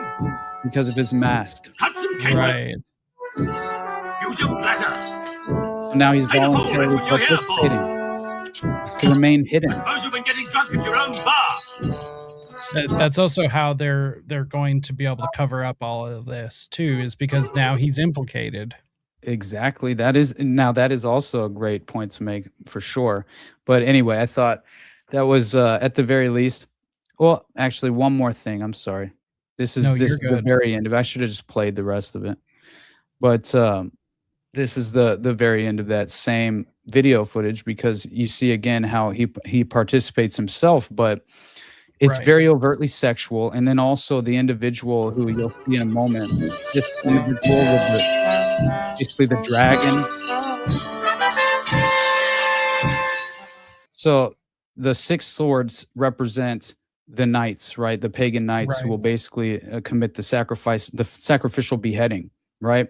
Right. And they don't necessarily have to, which I found interesting. They just kind of play out the beheading without engaging in the actual physical, well, yes, they do behead a false head is essentially what they do.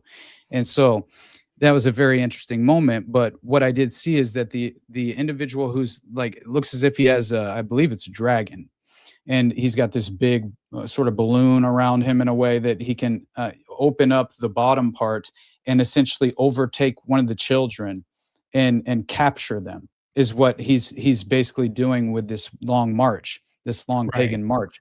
And so this is the ritual hunt. This is the practice of the human hunting party. And so you have all the young initiates who are potential sacrifices to become the Mayday. I forget what they called them in regard to, who they represent in the new sort of harvest ritual sacrifice ceremony. They'll take the picture of the negative in front of the harvest of the young girl who becomes like the May Queen. I forget the name of what they view her as, but technically all those potential, the way in which they choose this Mayday Queen is basically what they call the young girl that represents this fertile harvest. Is essentially through this ritual hunt. So you have all the other initiates, the older members of the cult, who are slowly participating in the voluntary dance of the human hunt. And so you have, they allow for the young initiates who are, potential Mayday queens to basically go forward ahead of them as they slowly participate in this human hunt ritual, which will lead to the ultimate sacrifice. So this just, how many times have we seen the human hunting parties even involved in the Epstein network, let alone, the Kincora scandal. And it's just, there's so many different, Marc Dutroux, is another human hunting party. What would they form the human hunting parties for? The end circuit. Right. So anytime one of the young, there's literally that, the castle, or it's the chateau over in France, the Mothers of Darkness, where they perform all of these hunting parties, and what's interesting about this, and I think this definitely this is important because this shows the occult aspect to all of this, right? Because they're not just doing this to do this. Like, there is a reason. Like, these guys are sick, the guys and women, because women are definitely involved in this as well. But they're sick, but they are doing it because this is their religion. Right. Like, this is Satanism before even the word Satanism existed, right? Like, this is genuine Luciferianism, you know? And this is why they've been able to monetize their religion, which is the snuff film. Yep. I mean, they're able to perform the rituals that they want to. And I don't think snuff films are like as prevalent as maybe some people would want you to think, but for one, they do exist 100%. Right. And they are more prevalent than the detractors would want you to believe. The thing is about the snuff films is that when they're created, the original form or the original copy is sent to whoever commissioned it, because what it is it's a commission-based system. Like, very rarely would a snuff film be created without there already being a buyer lined up. Right. So, you know, like there's that, I believe it was a Russian, it wasn't a couple, but it was a couple of friends that murdered somebody over in Russia, and they were trying to sell a snuff film over here in the States for like $16,000, but they got busted, right? Because they were working outside that system. I doubt they're even involved in that system. Or if they were, they're like, I don't know, maybe some fall guys or something. I don't know. But, I mean, there's tons of evidence for this stuff. Actually, sorry, it wasn't Russian. They were two Germans. Two men in Germany were recently sentenced to life imprisonment for committing murder while producing a snuff film. Wow. It's the first such conviction ever. The men filmed themselves sexually assaulting and torturing a 21-year-old woman for a snuff film they had hoped to sell in America for $16,000. Frankfurt-based prosecutor Job Tillman says they are or there's a ready market for films depicting violence against women and children, especially in America.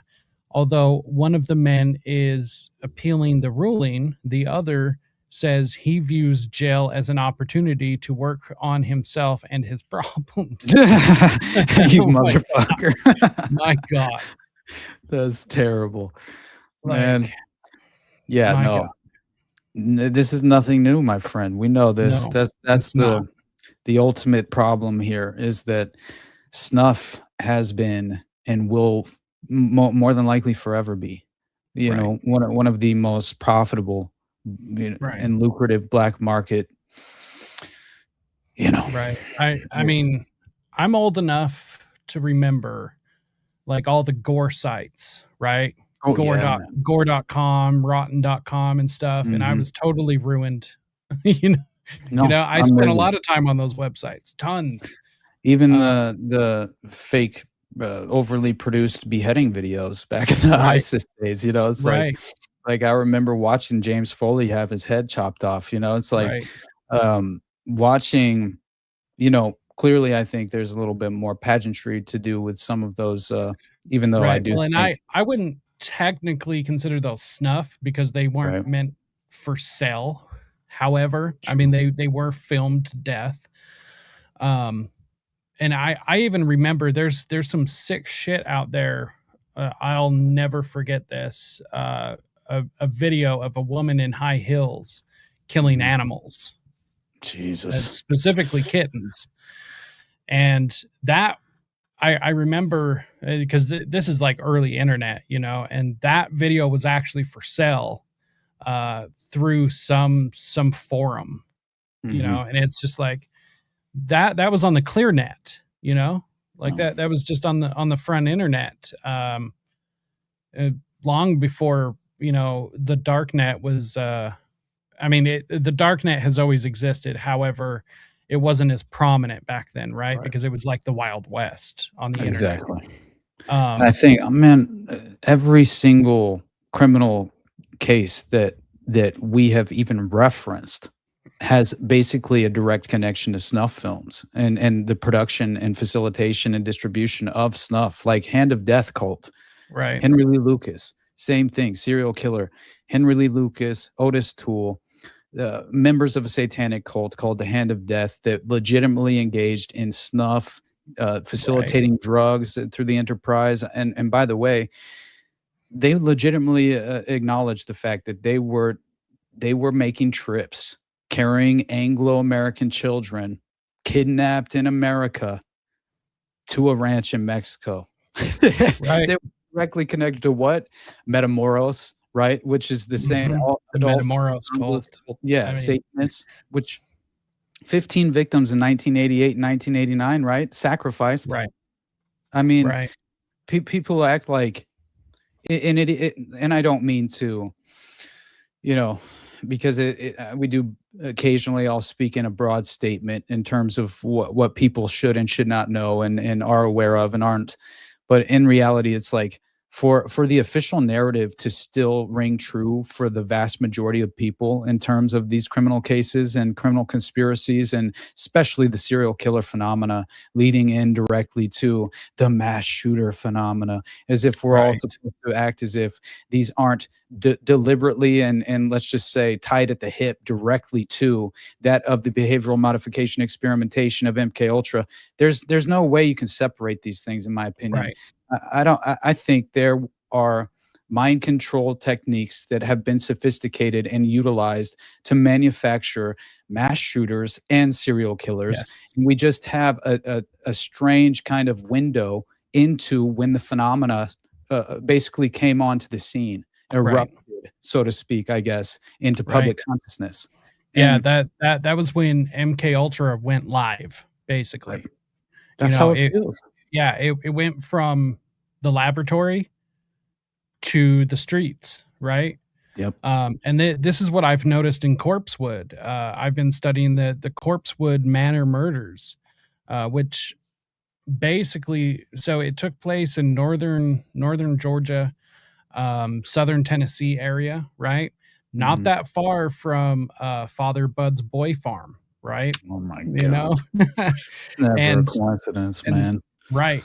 And so this man and his lover, so funny enough, this tale starts in Chicago back in 1976, when 50-year-old pharmacologist Charles Lee Scudder, along with his houseman and lover, 15 years his junior, Joe Autumn, left the big city for a 40-acre plot of land in northern Georgia, where the self-professed Satanist built an off-the-grid brick castle for themselves and their two English Mastiff dogs, Beelzebub and Arzanath. Oh my God. Right. So, and this guy, Charles Scudder, left a Jesuit college, a university, with MK Ultra ties. He left this college with 12,000 hits of pure LSD. Wow. Like, talk about MK Ultra going underground. Mm-hmm. You know? Absolutely. And that's why I thought, go ahead. Just to finish up, I do think MK Ultra did end in the 70s, because MK Ultra was the testing and it was the research and development. After that, it, like I said, it went live. Mm-hmm. Yeah. I mean, the penal colony will forever be my window into MK Ultra being driven underground into, you know, religious, or I guess cult organizations. And yes, they were utilizing religious institutions as well, but it's like, it's like medical institutions, that all of these things that were effectively utilized. But yeah, after the church committee hearings, I think they really went green light, go underground, you know, and this is where the plausible deniability was the priority. And I think that seeing like, and also to just imagine the the sort of the consequential nature of what would effectively come to fruition on the back of this being driven underground into these cult organizations, and the Satanism becoming fraught within society at large, domestically within the US and the West, and having so many people fundamentally becoming aware of this with no understanding or explanation as to how to even justify this being possible, and then being gaslit on top of it all. Yeah, you're just satanic panic. Satanic panic. You guys are crazy. This isn't happening. There's no satanic cults murdering children and selling it. You're crazy. Imagine being a parent who had your child. It's like that's the craziest part. It's like I don't know how, like so many of these people, yes, initiates. They probably even had their children in fertility rituals for the purpose. Those things exist. Those things happen. Generational Satanists, generational pagans, these are real. But at the same time, it's like there's also unfortunate circumstances where maybe you didn't have, maybe you can have an unstable home with family divided, and the mother being fully exploited, by the perpetrator of the network, or vice versa. You never know. But I'm just saying that to see people like Noreen Gosh and think people have definitely tried to encourage me to kind of remain skeptical in terms of her credibility. But my God, I don't see a whole lot of a reason as to. It seems as if she remains steadfast in trying to expose the reality of the case and what truly happened to her son. So, and that even includes implicating her own former husband and father of Johnny. And so it's just like that exists as well. As much as we look at that ridiculous case with Columbine that I found with Paul, it's Paul Schultz. It's like, my God, there are actual, in terms of, the Star Chamber and Michael Aquino, it's like there are actual organization cult groups that are legitimately engaging in fertility rituals to have children, to become leadership and a part of the cult as initiates, or later on be sacrificed as a result of the enterprise. So it's just nonstop. And Manson, snuff films, Son of Sam, snuff films. It's like, what are we doing here? Casey, Dean Corll, 100%. Just keeps going. Jeffrey Dahmer. Jeffrey Dahmer. William Mincer. I think the same thing, right? Because he was Manson Bob too. Berdella. Same thing. Yep. It's just, again, I think it was Leonard Lake. Same thing, right? We talked about that with William Ramsey, I think it was. And it's just like, David Parker Ray, who I mentioned at the beginning of this. You look at his property, and he had a gigantic satellite dish. He was streaming this shit, My God. And then Herbert Baumeister, same thing. That's what Fox Hollow Farms was for. They were literally producing snuff films there, which is why they were able to find 10,000 plus human remains at Fox Hollow Farms, which is why the house largely sat empty and was more of a storage place, other than a couple of rooms that were used to create snuff films. So, which is why when Herbert Baumeister ran, he knew the walls were closing in. The authorities were coming. He was going to be the fall guy. He grabbed a box of videotapes, and all sources mention this. They don't tell you what the videotapes are, right? And then he exits to Canada, and then offs himself, or maybe he was murdered. I assume he probably did off himself, and nobody ever mentions what happens with the well, actually, no, the videotapes got stolen. They were stolen. Oh, yeah? Well, they were stolen. That's very convenient. Right. Right. It's pretty funny. Why would somebody want a box of videotapes? Right. And I wonder if it's the sort of Craig Spence, just end result in terms of the network itself gives you an offer you cannot refuse. It's basically, hey man, you're overexposed, right? Right. You either you tie off your own loose end, or we'll do it for you.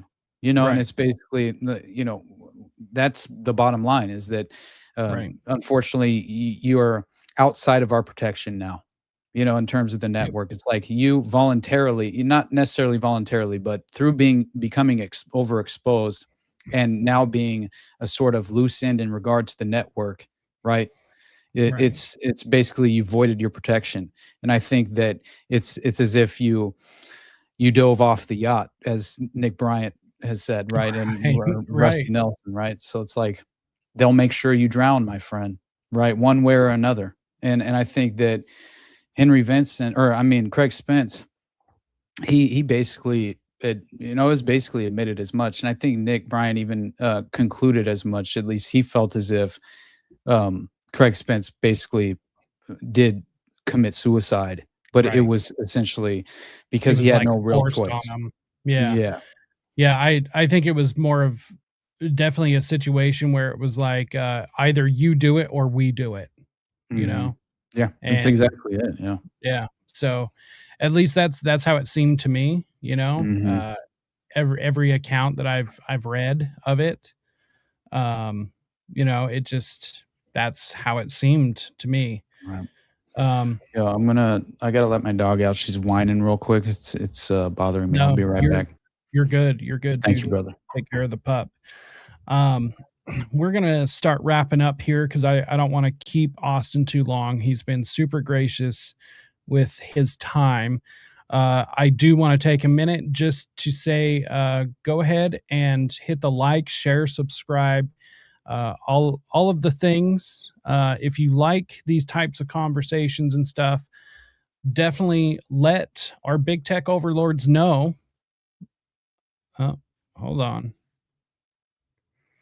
What the hell?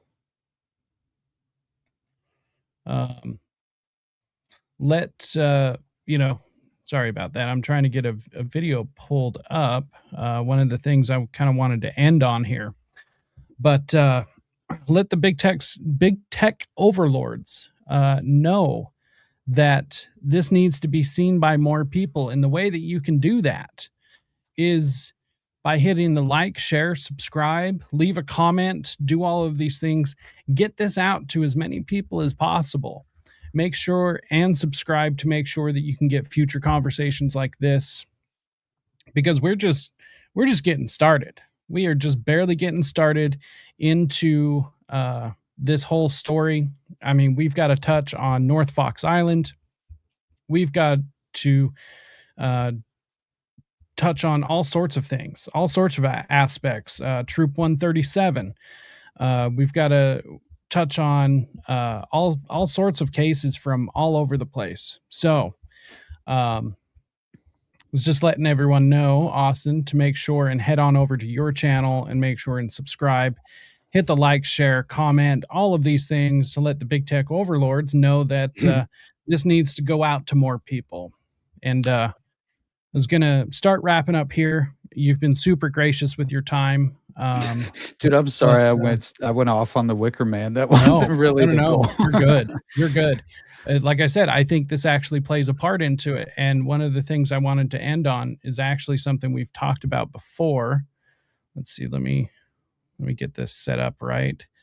It's actually a deleted scene from Fear and Loathing in Las Vegas. Nice. And I think it ties into all of this stuff. Let's see if it will cooperate. Let's see here. So this is a deleted scene out of Fear and Loathing in Las Vegas. Actually, a really important story, in my opinion, especially to all of this. I'm with you. I see why they took this scene out. But due to the connection with Rusty Nelson and what he said about Hunter S. Thompson and everything, I think this is probably far more important than the rest of the film or the book. Yeah, agreed. Yeah, I'm a whiskey man myself. Don't have much trouble from drugs around where I come from. You will. One of these days you'll wake up and find a junkie tearing your bedroom apart. No. And he'll climb right into your bed and sit on your chest with a big Bowie knife. What the fuck? Okay. Benicio's so funny, I'll be honest. Like, is that character just hilarious. That's the darkest part, too, about the adrenochrome scene sequence as well. Is that a rum and ice? You know one of them California boys? Yeah. Your buddy here is just telling me all about the dope fiends you got down there. Oh, Christ, they're everywhere, man. Nobody's safe. Sure as hell not in the South. They like that warm weather. Yeah. In LA, it's out of control. First it was drugs. Now it's witchcraft. Witchcraft? You gotta be shitting me, man. Read the newspapers, man. Trust me, you don't know real trouble till you have to face it down. Read the newspapers, man. That's a bunch of science fiction stuff, man. Not where we operate. Reality in Malibu alone is goddamn Satan worshippers kill 6 or 8 people every day. They'll take people out of the street if they have to. All they want is the blood. You know, just the other day we had a case where they grabbed a little girl right out of McDonald's hamburger stand. She's a waitress, about 16 years old. A lot of people watching. What happened? What'd they do to her? Dude. Jesus Christ. Dude. Their goddamn head up right there in the parking lot. Cut all kinds of holes in her. And What the fuck? Let me get this straight. You're telling me they pull the little girl out of the McDonald's hamburger stand. They take her out in the parking lot. All these people standing around. Cut her head off. Suck the blood out. Nobody does a goddamn thing. What could they do? The guy that took the head was about 6'7", 300 pounds, packing Lugers and M16.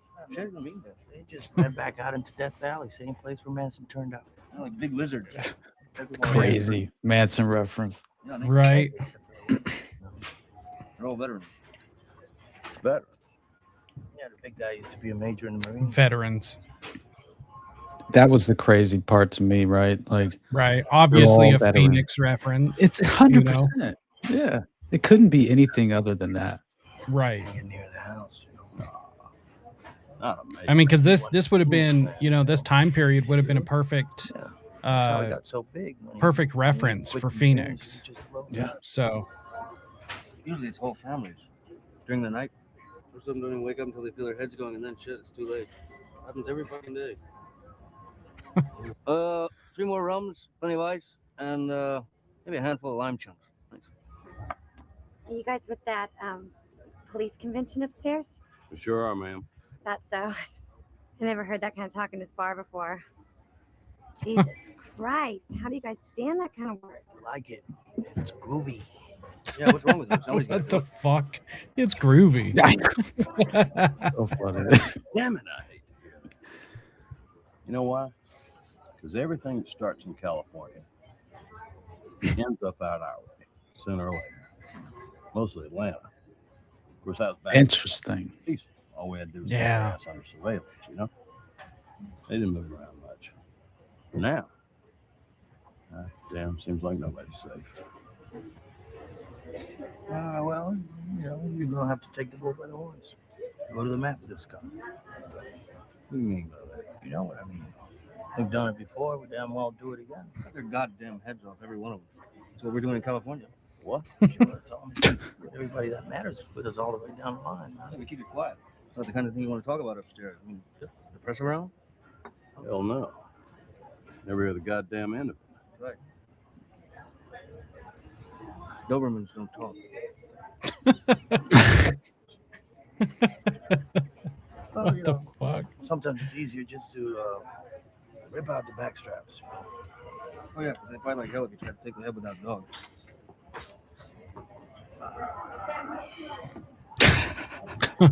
My man's just disturbed. Yeah.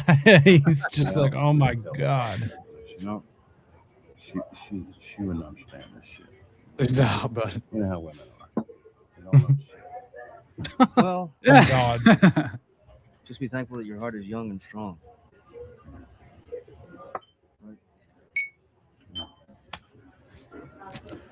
that's so ridiculous. Right.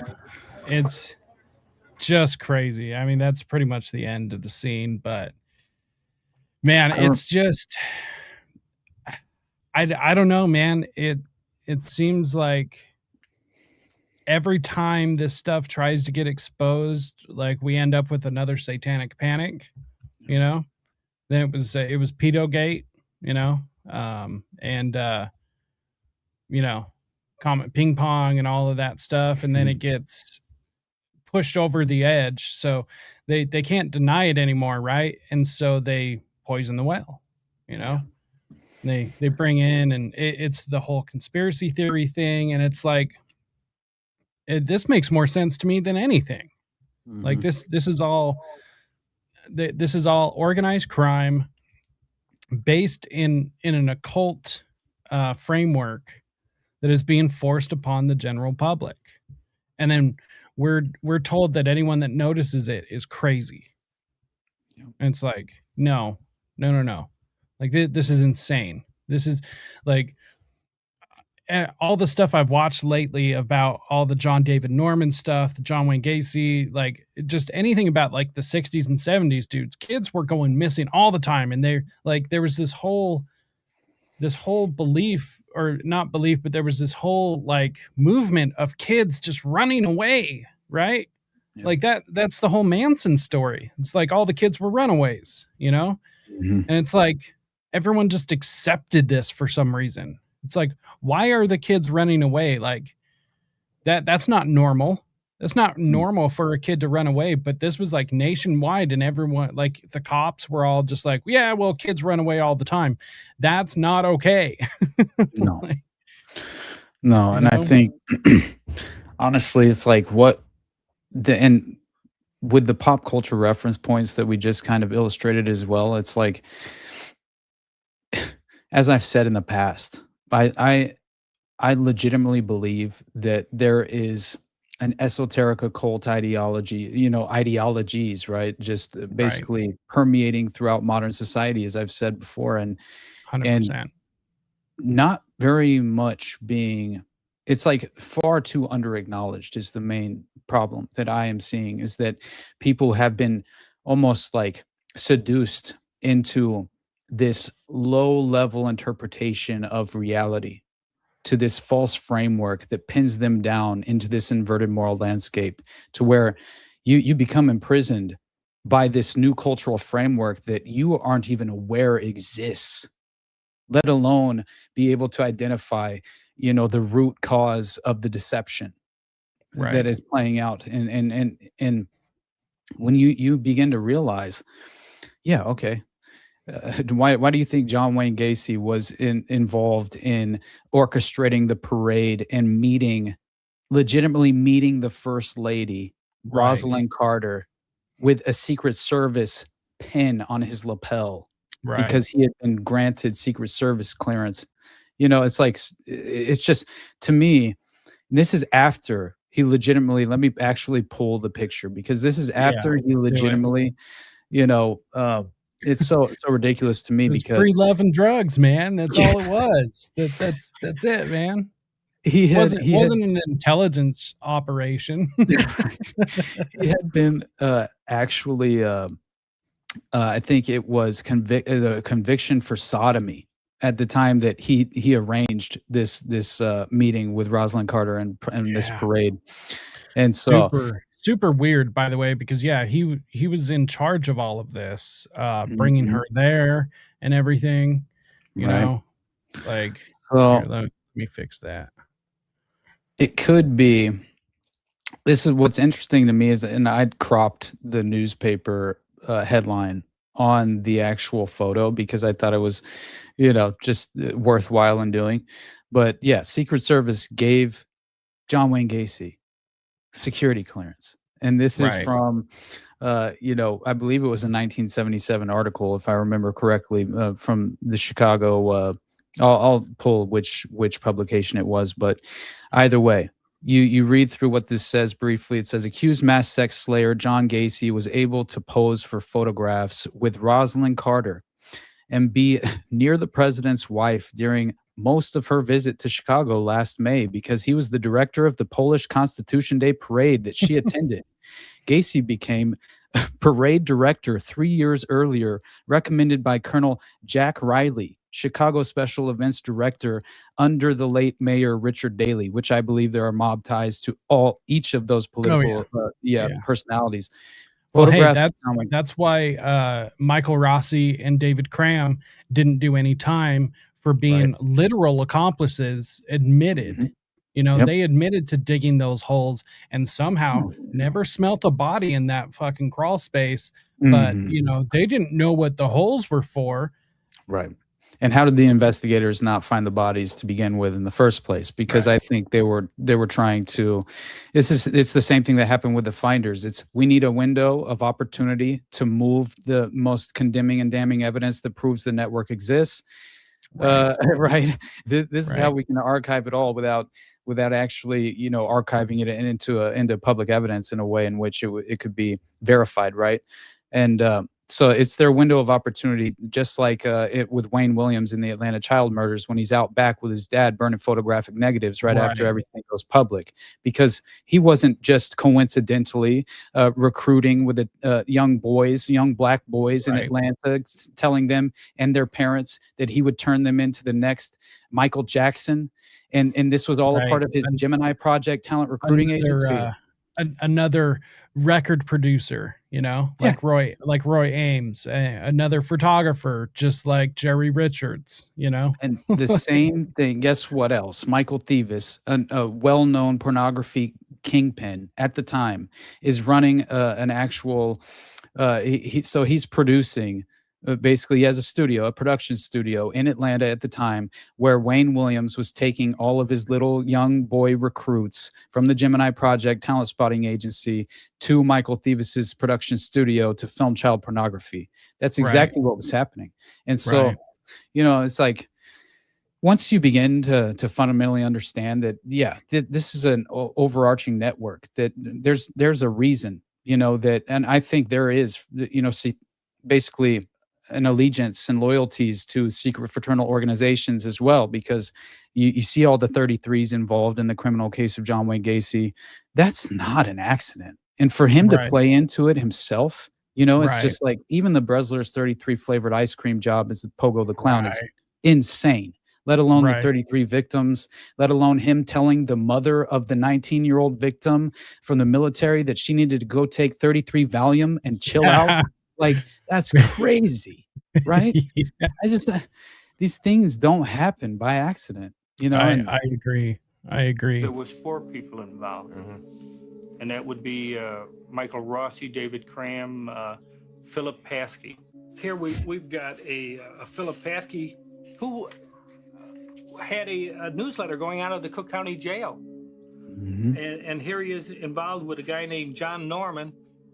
And John Norman was running Boys for Hire. They were making snuff films with young boys. To me, they were pimping them off. He's just a liar, though. There was a crossover when we checked into John Norman's background, that he goes all the way back to the early 70s, involved in. He ran the Norman Foundation. He ran Epic International, and the Odyssey Foundation out of Dallas, Texas. And these were organizations where wealthy men could hire young boys for sexual weekends. Okay. Yeah. You know? Wow. I wonder why they pegged him as just like a psychopathic liar. It's like, no. They can't have the truth come out. And here's the thing is, he was a psychopath, and he was a liar. However, self-preservation is going to kick in at some point, and if he thinks it's going to help him, he will tell the truth. Right. And that was going to help him, because he didn't want to be the only one to go down. He thought that if he could push that off onto other people, you know, rat out the right people, then he would get off and get out of prison. That was never going to happen, but he did totally just throw those people under the bus. 100%, man. And there's a reason that he mentions each of the perpetrators that had keys to the PDM contractor's flop house, that this was a communal house. Like one of the rooms was a terrarium, you know. It's like, it's to act as if this was only John Wayne Gacy's personal private property home. That's just a complete misrepresentation of what that really was. And That was where all the members of the Ripper crew, the serial killer syndicate, came through the PDM contractor flop house. Like, 100%. honestly. I mean, David Cram, Michael Rossi, and Philip Paskey all lived there. I know. At different times, but nonetheless, the very first the very first search warrant that was served on his house, Michael Rossi opens the door. Yep. Like, what the fuck? John Wayne Gacy wasn't even in Chicago during like the majority of the Right. killings, which is again in itself like fascinating. You know, that Right. essentially he's not even in the area when they're basically providing him and tying around his neck solely as the perpetrator acting alone, you know, on Mhm. behalf. In reality, you see, I think it was whenever John David Norman, I always thought, you know, in terms of Phil Paskey being the person of interest in that murder of Kenneth Hellstrom, I think was his name, who's actually the kid who happened to be the victim who reported John David Norman to the authorities and had also been set to testify as a key witness, right, against John David Norman at Right. trial. And basically, this is when Kenneth Hellstrom was stabbed to death in what was a targeted assassination. And police even initially thought it was Phil Paskey, right? Because Right. I believe he was the prime suspect to begin with in the investigation. Right. Unsolved, right? Of course, the case would remain unsolved. Of course it And- would. Yeah. Of course it would. And obviously it was like, I think during the prison interviews, right, with John Wayne Gacy in the 90s is when he goes on the record claiming that it was Paskey who was possibly the perpetrator in the Hellstrom murder, which I thought, Right. yeah, like if he's identified, basically described they profiled Phil Paskey, you know, and essentially just again to realize, right, that basically Paskey engaged in a ritual murder, which is what it was described as with Kenneth Hellstrom. I believe his throat was slashed in a way in which it was described as an occult ritual murder. Right. So, I mean, just before he set to testify at trial against John David Norman. So, Imagine. coincidence. Right. Well, I think on that we'll end there, at least for now, because I was mentioning to everyone, I mean, we've just scratched the surface. Oh, you I know, man. And it just goes so much deeper than this. So I definitely want to get you back to talk about this some more, because I mean, we didn't even touch North Fox Island, you know, Francis Sheldon, the Spartacus Network, Roy Ames. I mean, and this is just the United States mainly, you know, and then you got the Elm Guest House. I mean, I can't believe more people aren't aware of the Elm Guest House affair. Like Right. that was, you know, and what they was try to huge. call it a hoax, man.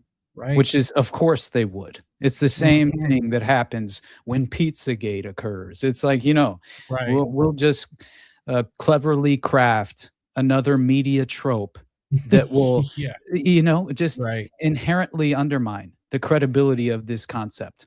And Right. therefore, anyone who is not, let's just say the average person who in no way they're more so they've been conditioned to embrace this Hollywood culture, this kind of it's again this it always leads to an identity crisis because you're borrowing the identity of a stranger you've never met, Right. which is a manufactured personality to begin with. So all of it is ethically hollow, you know. So again, you're engaging in a path where you were only doomed to fail and repeat that process until you can fundamentally acknowledge what exactly the root cause of this deception truly is. 100%. And only then can you hopefully engage in reality in an objective way and not be just so easily led astray in terms of these false conceptual outcomes. And I mean, it's just, don't play into the hands of the initiates, of these, you know, sinister and sadistic just occultists. That's what they really have become. And they have 100%. inverted morality. They have, as we've said in the past, this is truly the inverted moral landscape. And you know, there's a reason we all feel so blessed and grateful that we find each other, but Right. also that it's a fucking odyssey of our own, right? In regard Yeah. to just Yeah. not feeling as alone. Because my God, you wander out into the general public and you see how they internalize reality. They're so far from understanding how society has been structured. It's cartoonish. It's Right. unbelievable. And so as much as it does become kind of a burden almost emotionally at times, we were blessed, honestly, Yeah. right? Because we can see through the deception. And my God, what a privilege that is, No kidding. intellectually. No kidding. Now And I only honestly, really feel empathy, honestly, right. in term not necessarily, obviously, I'm a little upset as well, but at the same time, it's like I feel much more I feel sorry for people because they have no idea how wrong they truly are at this point, Right. and the Yeah. level of conditioning you have to kind of beat back to restructure your paradigm. It takes a Right. long time to achieve that. Damn it. Come on. There we go. It's just John Wayne Gacy being perp walked is one of the best videos I've been able to find of it. Nice. But I completely agree, and in my opinion, I think we were sent here to be able to do something about this, because there's a reason why we're able to see through it and other people aren't. And I mean, I think as long as we can even help one person see through this, that's a job well done, honestly. And there's not too many people going as far as we are. And honestly, I just appreciate that you're out here doing that as well. Knowing that I have such good friends out there doing the same work and everything, dude, it just drives me to make me want to do this even more, because everyone watching, whether you're watching this live or you're watching the replay, you're not alone out there. Granted, there's not a whole lot of us, but we're trying to make more. So, because this stuff is happening, you're not crazy. And I mean, the thing I have learned over my 34 years of living, the truth never stays buried, ever. It might take a while, but it never stays buried.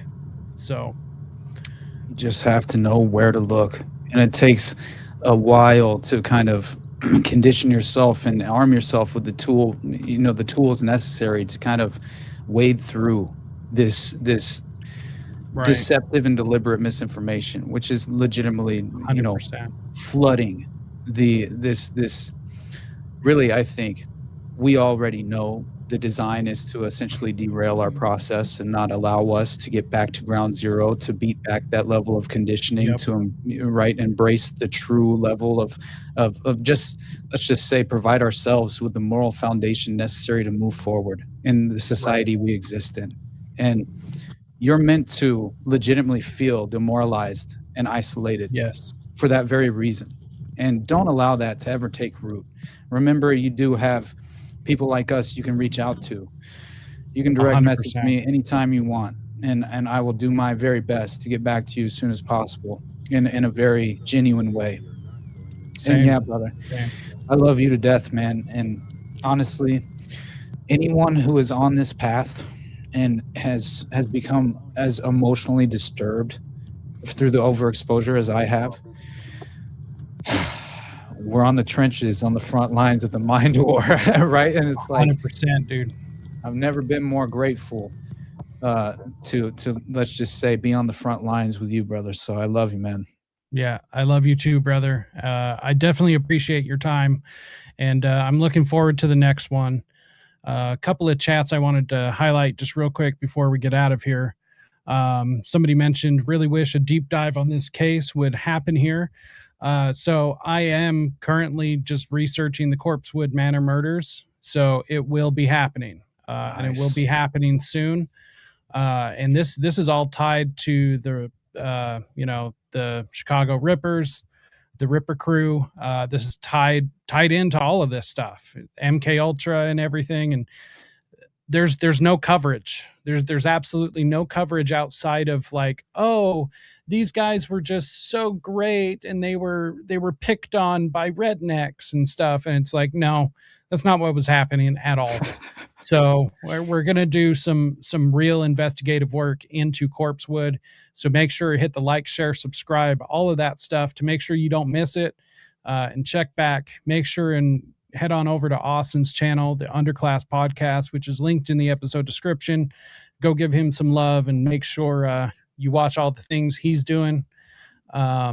And yeah, I'm going to be looking into this Corpsewood.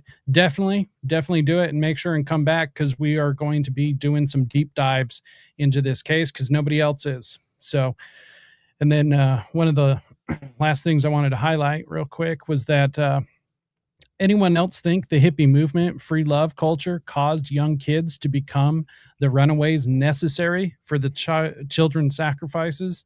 Yeah, that was definitely part of it. 100%. 100%. Like that, and hitchhiking, and the whole, I mean, think of how many people were picked up hitchhiking, the I-70, and we're talking Edmund Kemper, like there's so many people were taken out because of hitchhiking and stuff like that, which was a huge part of the 60s and 70s. So, and if you remember, whenever they were kind of like attempting to demonize hitchhiking from the hitchhiker's perspective, I thought was strange, because that's where the hitcher came from, right? Don't pick up the hitchhiker, because then basically you could be engaging with some sociopathic serial killer of some kind that would, the horror film The Hitcher. I just thought, well, that's interesting. So now maybe only the individuals who should be picking up the hitchhikers in terms of the overall established network will be provided more of an opportunity, because of less of the general public will be willing to even pick up a hitchhiker. But either way, that's just layers to the propaganda. You never know. 100%. Well, Austin, where's the best place for everyone to find you? Yep, the Underclass Podcast, definitely the best place to find me. Subscribe to the YouTube, subscribe to the Rumble as well. And Sam took off like basically 2 weeks, went on vacation and stuff. He's hanging out with his family and stuff. He needs it. Hell yeah, good for you. I know. So we took a little brief hiatus on whatever this is, but we'll be getting back to the grind here shortly as soon as he's ready. And I have I'm going to Bro Grove also. So anybody who is actually going to be in Orlando this weekend, hit me up. Hit me up if you want to get together, even hang out, or just go get something to eat or something. I don't know. I'm looking forward to meeting more people and people who listen to our shows, and obviously I think the more we can kind of have that physical interaction and that digital barrier broken is just a beautiful thing, and it reminds 100%. Me that like we're on the right path, it legitimately does. And there aren't very many things that I'd be willing to like physically travel all the way across the domestic US to go to. But this is something I feel like, this is why I want to grow a sort of member meetup, physical member meetup in our own right, in terms of our own 100%. Audience at some point in the future. I think it's just a beautiful thing that we should all try and do. I want to try and get us to CrimeCon. Ooh, I don't know. Yeah. I don't know. I'll have to look it up. Crime convention. So it's legit. Yeah. I mean, dude, there's like ex-FBI agents, polygraph people. I mean, just everybody, podcasters. Chris Hansen went last year and did a whole did a whole thing on Epstein, like interesting. It's just a whole convention, just CrimeCon. In different places, or is it one place that they host it? I believe most of the time it's held in Vegas. It was last year. I think CrimeCon 2027 is going to be in Orlando, but it's typically in Vegas. So Vegas would be easy for me. Right. That's same. Sure. Yeah. Same. Either way, we need to get down to Vegas and go watch. I would love to. Some Las Vegas shooting spots. And remember, I showed you that video of where my room was when I was out there for Jake's show. I was like, if I didn't want to, like, my dad came up from Arizona, and so I met with him and my stepmom on my way out to go to LA back home, and if I wasn't going to meet with them, you know, like, I probably would have just gone straight to the Mandalay Bay, if I'm being honest, because I wanted to walk it, dude, like, honestly. But I'm glad I waited, because now next time we go, you know, it'll be worth it, and we'll do it for that purpose. I think that would be a lot of fun. But dude, it would be cool to go get a room at Mandalay Bay and set up a podcast and do a live stream from there. I'm telling you, that's like the vision I've been having too. Like, I feel like dude, that's how so it should be done. Right. From the scene of the crime. No kidding.